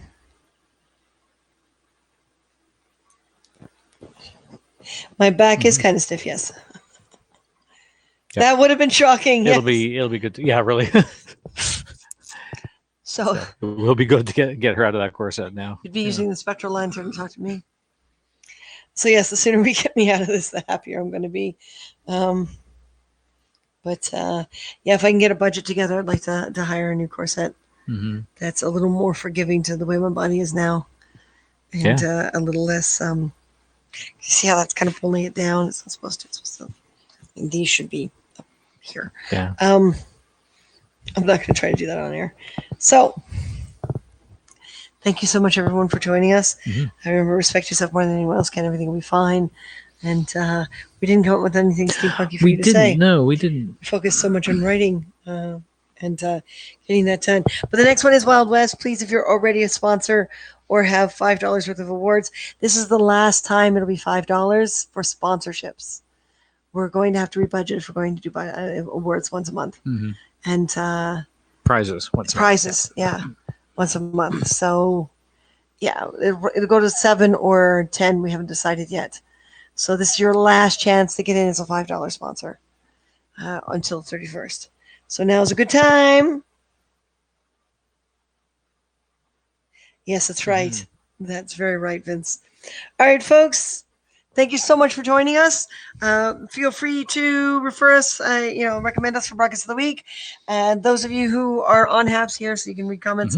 Those of you who are on HAPS, do put the link to your Broadcast of the Week form in your description. It's in ours. It's a little further down, but it's in ours. So if you need the link to that form in order to suggest anyone for Broadcast of the Week, it is in our description. Fellow Hapsters, help us out. Help everyone out. Put the same link in your description. So it's always accessible to everyone. Just copy and paste and stick it in your description. So it's accessible to everyone on the internet who wants to be on HAPS and support us. So we would love to see a Broadcast of the Week. But we were going to play more with the gadgets and stuff after we were done the story. But yeah, the corset is starting to get to me. And we actually haven't had 9:45. dinner. We need some food. Yeah. We actually have not had dinner. I am craving cheese. Are you? Yeah. Yeah. I am. Grilled cheese might be on the menu. Again. Just like last week. Yeah. Maybe. Or quick pasta. Something. Luckily there was no water, else you two would have been torched. Yes. So everyone, thank you so much for joining us. And we will see you next time. Mike is going off. What's up? Okay. Is there something we... Nominated you guys for Broadcast of the Week. Also put the link for your online store on my apps profile. Thank you. Thank you. Good night, JD Sinchi. Good night, Katrina. Night. And say good night, Fog. Good night, Fog. Nice. Okay, we need closing credits now. Too cool a word. Thank you, Katrina. Too cool. Nice. We need like a pair of sunglasses in hand if anyone gives us that again, just so we can put them on. Mm-hmm. All right, folks. Thank you so much for joining us. Bye. Take care, Vince. Take care, Vince. Yeah.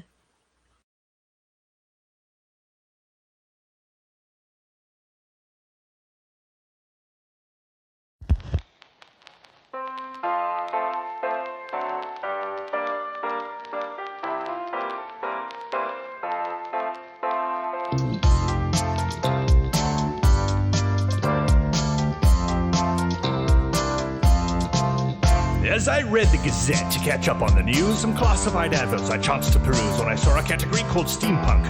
I turned to it eagerly but left in a funk, for I quite enjoy the steampunk aesthetic, but what I beheld there was rather pathetic. These intrepid online auctioneers had just taken modern objects and stuck on some gears. It's simply not cricket, it shouldn't be done, but it's clear how their thoughts had run. Just glue some gears on it and call it steampunk. That's the trendy fashion nowadays.